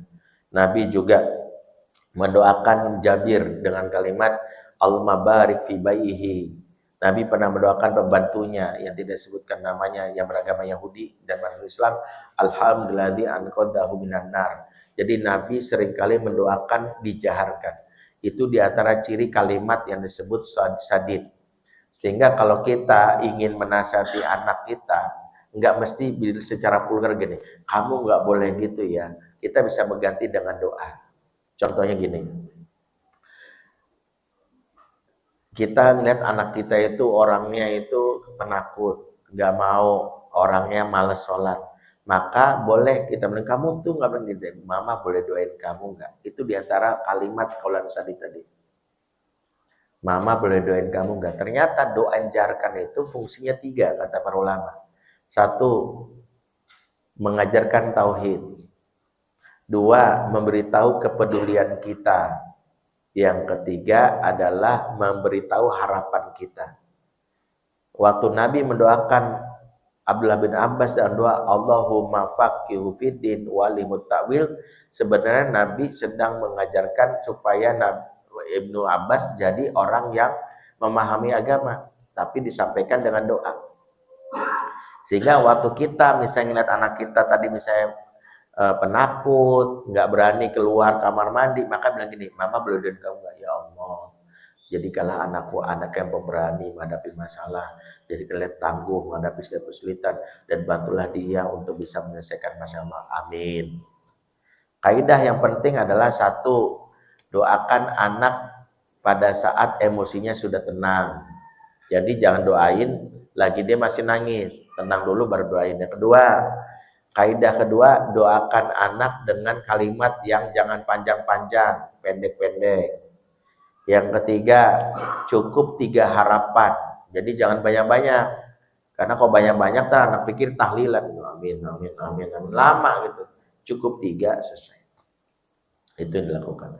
Baik, kesimpulannya ini babnya masih bab secara umum tentang qaulan sadida dalam Al-Quran yang terkait dengan komunikasi agar kita bisa mendidik anak. Pembahasannya nggak mungkin bisa singkat karena kurikulumnya panjang tentang komunikasi ini, tapi minimal terbagi jadi 3. Komunikasi itu harus benar alias jujur, kedua harus tepat sesuai dengan 5 hal tadi, yang ketiga harus memperbaiki alias memberi solusi. Aku lupa hadza fatihalakum. Wassalamualaikum warahmatullahi wabarakatuh. Terima kasih Ustaz. Selanjutnya sesi tanya jawab percakapannya. Ini dari kami sudah menerima pertanyaan dari para jamaah dan saya coba pilihkan dan simpulkan beberapa pertanyaan ke satu kedua. Pertanyaan pertama terkait dengan tantangan dialektika dan keterbatasan waktu pengasuhan. Di tengah tingginya dinamika pekerjaan yang seringkali menguras tenaga atau bahkan orang tua yang terpaksa menjalani long distance parenting. Bagaimana strategi paling efektif untuk melawan rasa lelah demi menjaga quality time bersama anak? Dan kemudian bagaimana pendekatan yang bijak untuk pengelolaan pembatasan anak dalam dampak negatif gadget dan media sosial di tengah minimnya waktu pengawasan langsung oleh orang tua. Iya. 2 pertanyaan ini 2 kajian. Saya singkat. 1, hal yang paling fundamental kalau kita bekerja itu, khusus yang sibuk, jadilah ayah yang mudah diakses. Orang tua yang sibuk itu dia harus mudah diakses. Handphone hari ini memungkinkan anak bisa menghubungi kita. Yang bikin anak itu disconnect itu bapak yang WA-nya lama dibales, telepon nggak diangkat. Udah gitu nggak ada inisiatif telepon balik. Itu buat mereka disconnect. Biasain kalau anak WA saya menyempatkan diri kajian. Kalau anak saya telepon saya izin. Boleh bentar ya nih anak saya telepon. Iya bang, Bi izin GoPay dong. Jadi segera saya isi. Lagi ngisi kajian saya ngisi GoPay. Dan bagi saya untuk memberitahu abimu dimanapun abimu udah diakses kok. Saya haji kemarin dari Taiwan, kemudian besok lagi mau berangkat lagi ke Singapura, ke luar negeri, ke luar daerah, tapi anak saya tetap mudah mengakses. Yang paling penting itu. Singkat ya. Yang kedua, hadir di 5 waktu. Sesibuk-sibuknya kita jangan sampai gagal di 5 waktu. 1, hadirlah saat anak sedang sedih. Kalau anak sedang sedih, buru-buru pulang. Atau kalau nggak pulang, nelpon, hibur dia. Karena saat sedih, anak butuh sandaran jiwa. Nanti ada bukunya situ, Fatherman 1. Yang kedua, hadirlah saat anak sedang sakit. Anak dirawat, apalagi pulang. Kalau perlu izin. Kalau lagi ngisi, mau berangkat, telat dikit nggak apa-apa. Atau yang ketiga, nggak bisa Ustadz, karena saya di luar kota, nggak dapat izin. Maka rewel nelpon ke ibu yang ngasuhnya atau ke pengasuh kita. Iya Pak, ini mau diperiksa lagi Pak. Sejam nanti anak tahu, Papa ya Ma, iya. Atau sama pembantunya, Papa ya Mbak, iya. Papa nelpon mulu nih karena kamu demam. Itu nanda yang ketiga. Hadirlah saat haflah. Haflah itu perayaan. Anak, Pak, aku kan nanti mau dapat penghargaan, aku hatam juz 30, kita nggak hadir, drop gitu. Pak, aku kan nanti wisuda, kita nggak hadir, drop gitu.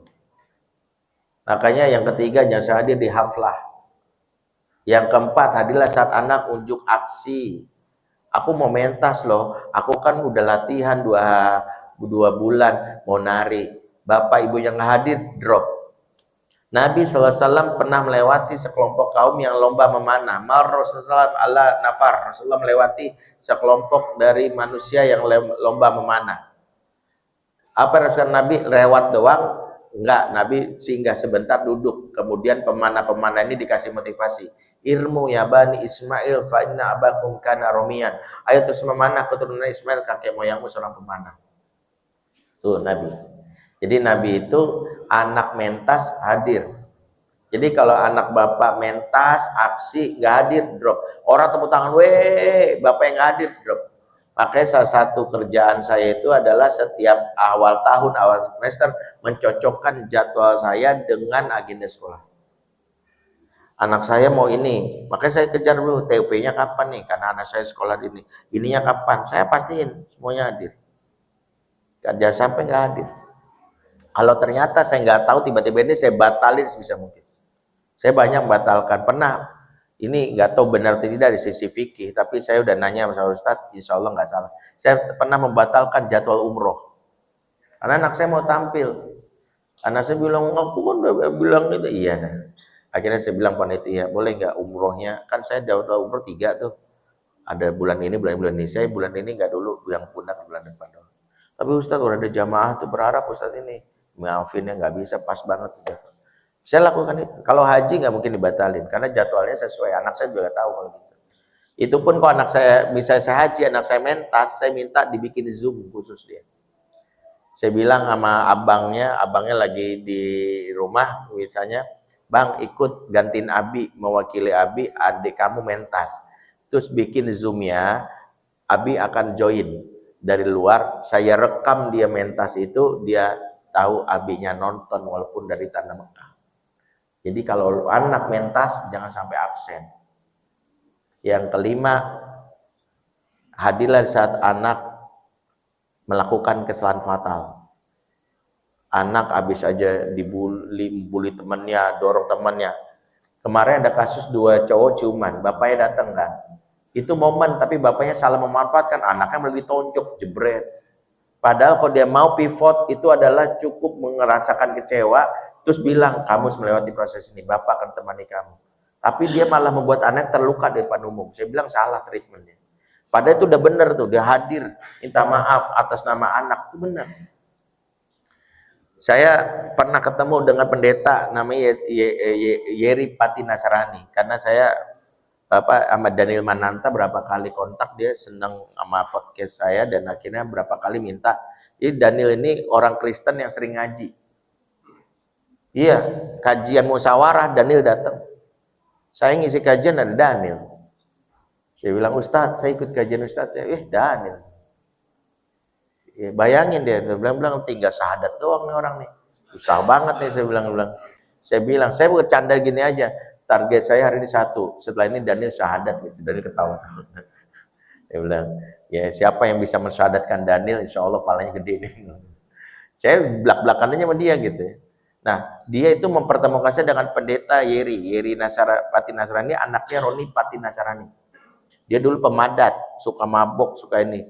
Tapi dia akhirnya sekarang berubah jadi dalam tanda kutip orang soleh versi Kristen. Dia itu ada momen yang diceritain, tahu nggak Pak Ustadz, kata dia, saya itu dulu karena sering ini bapak saya kan sibuk banget sebagai pemain bola, nggak pernah hadir. Saya kecewa banget sampai akhirnya saya mabuk, saya ini macam-macam. Suatu hari saya demi minum sakau, saya nyolong uang orang. Ketahuan, digebukin sama warga. Bapak saya karena tahu itu menebus kesalahannya, memeluk saya, dibilang saya aja dipukul, saya dipukulnya anak saya. Terus yang dilakukan apa? Ayah, papa salah, papa memperbaiki. Kamu masuk penjara, papa temani, papa akan temani. Jadi bukan anaknya yang digebukin, salah dia. Bukan membela kesalahan anak, tapi membayar kesalahannya. Maka kalau kita anak melakukan kesalahan, ada cerita dan saya udah izin pemiliknya, Tengku Wisnu. Tengku Wisnu itu anaknya yang pertama namanya Adam. Adam itu kemarin ada kasus dorong temannya walaupun bercanda jatuh. Sampai akhirnya ibu masuk rumah sakit. Nah, waktu itu Adam udah panik sebagainya karena berdarah, datanglah Wisnu. Jadi menariknya adalah itu membuat Adam ngefans banget sama bapaknya Abi. Adam salah. Adam dorongnya kuat kayak gini, ya udah kita lewati proses ini ya. Yang penting lewati proses ini, kita temani dia masuk rumah sakit, kita minta maaf. Adam bisa, iya Bi gitu.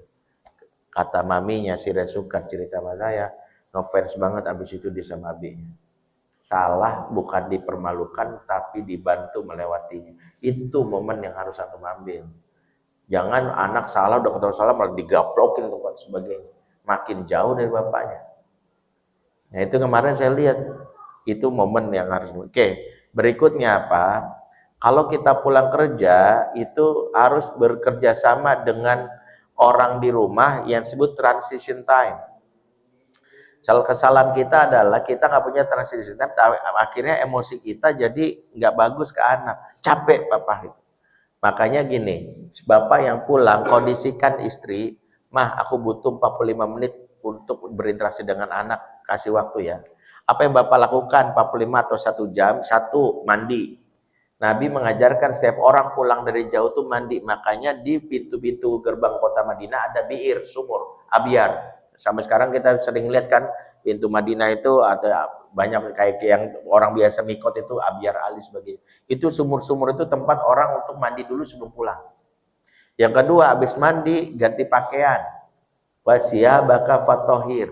Karena pakaian itu menurut riset menyimpan emosi di luar. Makanya kalau kita di luar udah capek, ganti pakaian-pakaian nyantai. Jangan pakaian kita di kantor bawa, itu emosi kita ke bawah tuh. Ganti pakaiannya. Kalau pakaiannya satu, cuci sebagai ganti pakaian nyantai. Yang ketiga, makan. Karena otak kalau kita lapar, emosian. Yang keempat, sebisa mungkin sholat sunnah.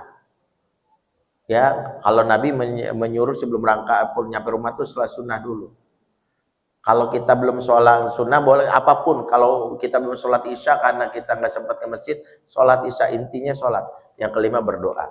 Nah barulah kita bisa bertemu dengan anak. Jadi namanya transition time. Ya Allah alam syawab. Nah terkait dengan gadget itu pembahasannya terbagi menjadi 5 bagian. Satu, saya percepat ya. Pertama, kenali anak sampai level mana. Interaksi sama gadget terbagi menjadi 5. Satu, using, menggunakan gadget sesuai keperluan. Apa aku mau ini ya, mau Zoom, boleh, itu using. Pak, aku mau lihat tutorial YouTube ya, cara bikin dapur MBG, misalnya gitu ya. Atau misalnya, ya, misalnya gitu ya. Yang ketiga gitu, Pak, aku mau ini yuk cari data di ChatGPT atau ini boleh. Itu namanya using. Yang kedua misuse. Misuse itu menyeleweng. Lagi Zoom tiba-tiba cheating, lihat scrolling TikTok, itu misuse. Yang ketiga abuse. Abuse itu menggunakan gadget untuk hiburan, main game, nonton TikTok, sebagainya. Yang keempat dependent. Dependent itu kemana-mana bawa sampai ke kamar mandi, nggak bisa lepas. Yang kelima addict. Addict itu ketika dia mudah tersinggung ketika jauh dari gadgetnya. Itu cairan di kepalanya sudah berubah. Itu perlu bantuan obat. Kenali anak kita sampai mana. Nah yang kita khawatirkan anak kita abuse, menggunakan gadget. Misuse masih di normal, yaitu wajar lah anak gini. Nah kenapa anak misuse sampai abuse? Nah baru masuk bab kedua. Bab kedua adalah mengenali bahwa kenapa anak main gadget, karena melakukan penyalahgunaan 3 sebab. Satu, anak butuh hiburan. Hiburan bagi anak ibarat makanan. Kalau nggak kita kenyangin, mereka cari sendiri. Ya, makanya itulah kenapa jangan jadi ortu yang cuman modal nasihat doang. Ortu entertain itu wajib di zaman now. Bapak kalau nggak bisa ngelucu, pelajari jokes-jokes yang garing, jokes bapak-bapak. Ayam apa yang digoreng? Ayam goreng lah, enggak. Apa? Bebek selamat, kan bebeknya selamat, maka ayamnya digoreng. Ih, bapak garing. Gak apa-apa. Ayam apa yang budek? Apa? Ayam teriyaki, makanya budek di teriyaki. Banyak kayak gitu Pak, jadi harus belajar kayak gitu. Anak lucu-lucu kayak gitu, nah, gitu ya. Yang kedua, anak butuh atensi dan eksistensi. Yang ketiga, pembahasannya nggak bisa saya ulang karena waktunya. Yang ketiga, anak butuh yang namanya quick access. Makanya kenapa mudah diakses. Gak boleh keluar kalimat yang gak jelas. Nanti ya, nanti itu menurut anak satuan waktu yang paling lama setelah detik, menit, minggu, bulan, tahun, abad, nanti. Nanti itu di atasnya abad. Makanya ngomong anak tuh jelas. Nanti jam 7, nanti ya anak kira-kira awal bulan. Jelas, awal bulan itu tanggal 1 Juni gitu. Nanti itu kalau nggak bisa waktu udah membuat anak cari yang lain lah. Nah, 3, oke, saya persingkat lagi. Berikutnya interaksi anak dengan gadget. 0 sampai 2 tahun. Ada anaknya 0 sampai 2 tahun angkat tangan. Anaknya 0 sampai 2 tahun. Ada haram berinteraksi dengan gadget, apapun alasannya. Nggak boleh. Dia aku mau nyetelin ini Upin Ipin, nyetel merotal, nggak boleh. Ini bukan saatnya mereka mengenal media, karena mereka harus human interaction. Human, nggak boleh. Ustadz ini kan buat merotal, nggak boleh, dosa. Coba ada anak baru lahir, sunahnya apa? Diazankan kan? Ada nggak yang kepikiran menyetel azannya Ustadz Anan Ataki? Kan azannya lebih bagus daripada bapaknya kan? Kenapa nggak kepikiran nyetel azan Ustadz Anan Ataki? Karena di masa itu bukan azannya, orangnya. Maka yang punya anak 2 tahun, kalau anaknya sudah berinteraksi dengan gadget, siap-siap menanggung resiko anak yang speech delay. Anak-anak yang dia, kalau bahasa autis itu terlalu sadis ya, bukan, artinya dia nggak peka sosial. Kalau autis kan berkaitan dengan ini ya, dia namanya orang yang antisosial, ansos dan sebagainya. Yang kedua, anak 2 sampai 7, mana anaknya 2 sampai 7? Oke. Hak boleh main gadget, tapi hak menyaksikan, bukan menggunakan.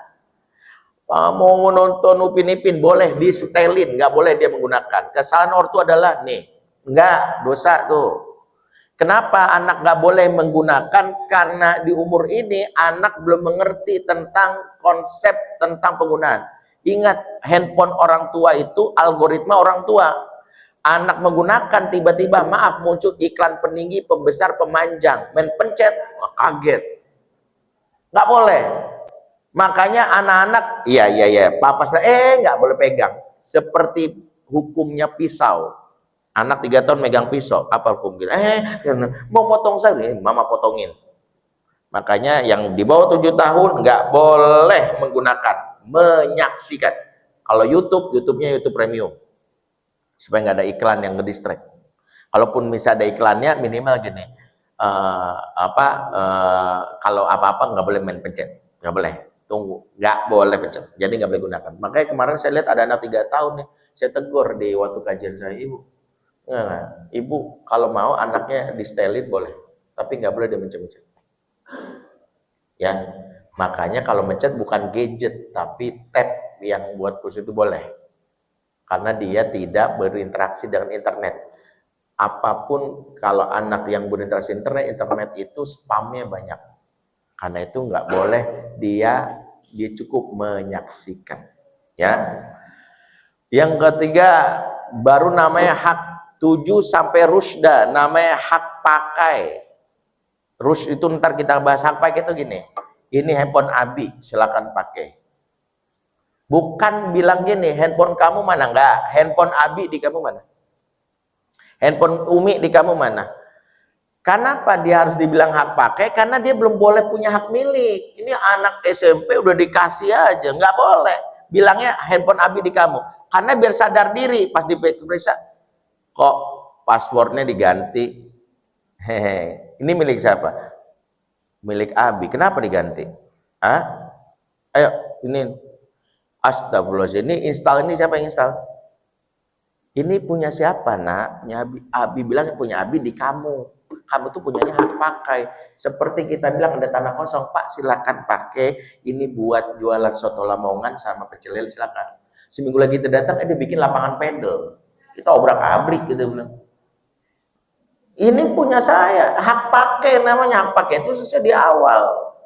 Kesalahan ortu apa? Yang ketiga, ngasih hak milik, nggak boleh. Barulah mereka punya hak milik. Dalam surat An-Nisa 6, fa'in anastum minhum rusdan fadfa'u ilaihim amwalahum. Kemudian jika muridmu mereka telah rush, serahkanlah harta ini ke mereka. Maka boleh mereka diserahkan kalau sudah rush. Dalilnya surat An-Nisa 6. Apa itu rush? Rush itu maknanya smart. Makanya smartphone for smart people. Kapan anak kita sebut smart? Bukan IQ, bukan karena balik. Smart itu panjang definisinya, rush menurut Islam, tapi ada indikator yang saya suka dari Imam Al-Baghawi. 1, anak laki-laki sebut smart jika sudah berani safar sendirian. Pak, aku mau ke Jogja, boleh nggak? Ya, papa nggak bisa nemenin nih, lagi banyak aktivitas. Siapa yang minta ditemenin? Aku tinggal mesen kereta mau dari ke Jatinegara atau ke mana? Ke Gambir. Di Gambir aku naik kereta nanti ke Jogja, turun stasiun Tugu. Stasiun Tugu aku tahu naik angkot dan nomor sekian dari kakek nenek Jalan Beringin selesai. Berani kamu berani, itu sudah berani rush, silakan dia punya hak milik. Tes anak laki-laki bisa punya milik atau sudah berani safar sendirian. Walaupun anaknya SMA, kalau nggak berani safar, jangan kasih. Ya, namanya baru hak pakai. Ini rumahnya di Bekasi, di Depok, sekali ke Bekasi mabok. Ini Indonesia bukan sih Pak? Indonesia emang gak jauh. Anak perempuan gimana? Sudah berani ngurus rumah ortunya sendirian. Papa mama mau umroh 9 hari, mbak datangnya cuma sampai siang ya. Kamu bisa bantu, nanti ada kamu kalau lapar gini-gini malam. Siap pun, pagi pas pulang rumah beres, rapi, ada cerita. Kakak bikinin aku nasi goreng kalau pagi. Kalau gitu kita dibantu lagi. Kakak udah ngurus itu, baru sudah urus. Nih, dia rumah masih berantakan, berapin kamar mandi aja nggak bisa, rapin kamar tidurnya nggak bisa, padahal sudah SMA. No, namanya hak pakai. Jadi kesalahannya bukan di manajemen ini, tapi manajemen pemberian. Nanti baru ada manajemen pemakaian. Waktunya terbatas, itu pembahasan panjang lagi. Ada lagi nama kita baca tentang satu waktu, lokasi, durasi, isi situasi, itu panjang. Makanya saya bilang tadi ini dua pertanyaan ini dua kajian, ya. Wallahu a'lam bishawab. Terima kasih Ustaz. Maaf untuk para jemaah sekalian yang dan juga dengan pertanyaannya. Juga mungkin bukan di depan ada Bu Ustaz yang bisa Bapak Ibu sekalian sekalian. Oke, untuk memperhatikan waktu mungkin kita tadi kesimpulan ini yaitu tadi beberapa poin yang terdapat dalam bagaimana kita mengetahui para anak dan bagaimana itu memiliki cara pendekatan penting dan kita sebagai orang tua bagaimana caranya untuk berkomunikasi yang baik untuk menjadikan anak dan memberikan hak mendidik. Mungkin kita untuk menutup semua kegiatan untuk doa dan baik Bapak Ibu, waktu sudah jam 7, setelah ini masih ada kita. Jadi sholat isyraq itu waktunya tidak terbatasi pas setelah waktu terbilang, tidak. Selama kita masih punya kesibukan dalam ibadah, jam berapapun tuntas boleh sholat isyraq. Itu fikihnya. Jadi boleh setelah ini salat syuruk baru karena udah duha boleh juga langsung duha. Ya, mari kita tutup dengan doa. Auzubillahi minasyaitonir rajim. Bismillahirrahmanirrahim. Alhamdulillahirabbil alamin, hamdan syakirin, hamdan na'imin, hamdan yafina ma huwa yakafi mazidah. Ya Rabbana lakal hamdu kama yanbaghi li jalali wajhikal karim wa azimi sultanik. Allahumma shalli ala sayyidina Muhammad wa ala sayyidina Muhammad. Allahumma anta rabbuna la ilaha illa anta khalaqtana wa nahnu ibaduka nahnu ala adik wa wadika mastata'na na'udzubika min syarri ma sana'na nabulaka bi ni'matika alaina wa nabu bi dzunubina faghfir lana fa innahu la yaghfiru dzunuba illa anta. Allahumma inna la dzikrik wa syukrik wa husni ibadatik. Allahumma ya muqallibal qulub tsabbit qulubana ala dinik. Allahumma ya musrifal qulub sarrif qulubana ala ta'atik. Allahumma arinal haqqa haqqa warzuqna ittiba'a wa arinal batila batila warzuqna ijtinabah. Allahumma inna na'udzubika min zawali nikmatik wa tahawuli afiatik wa fujadi nikmatik wa jami'i syaqatik. Allahumma inna na'udzubika minal muqarratil ahla wal amal wa ahwa. Allahumma inna na'udzubika min syarri nafsi wa syarri syaitan wa syirki. Allahumma inna nas'aluka khasyatika fil ghaibi wa syahada. Rabbana atina min ladunka rahmah wa hayyi lana min amrina rasyada. Rabbana hab lana min azwajina wa dzurriyyatina qurrata a'yun waj'alna lil muttaqina imama. Rabbana fil lana wa li walidina warhamhum kama rabbayana shighara. Rabbana atina fid dunya hasanah wa fil akhirati hasanah wa qina adzabannar. Subhana rabbika rabbil izzati amma yasifun wa salamun alal mursalin walhamdulillahi rabbil alamin. Assalamualaikum subhanakallahumma bihamdik asyhadu an la ilaha illa anta astaghfiruka wa atubu ilaik. Wassalamualaikum warahmatullahi wabarakatuh. Sekalian, insyaallah di luar ada harapan yang kami dari manusia ada kegiatan bagi Bapak Ibu sekalian kita hormati. Assalamualaikum warahmatullahi wabarakatuh. Assalamualaikum ya Kak. Halo. Kenapa? Oh, udah kakak di mana? Udah. Oh iya, oke. Habis sholat sunnah dulu, sholat sunnah. Sholat isyraq.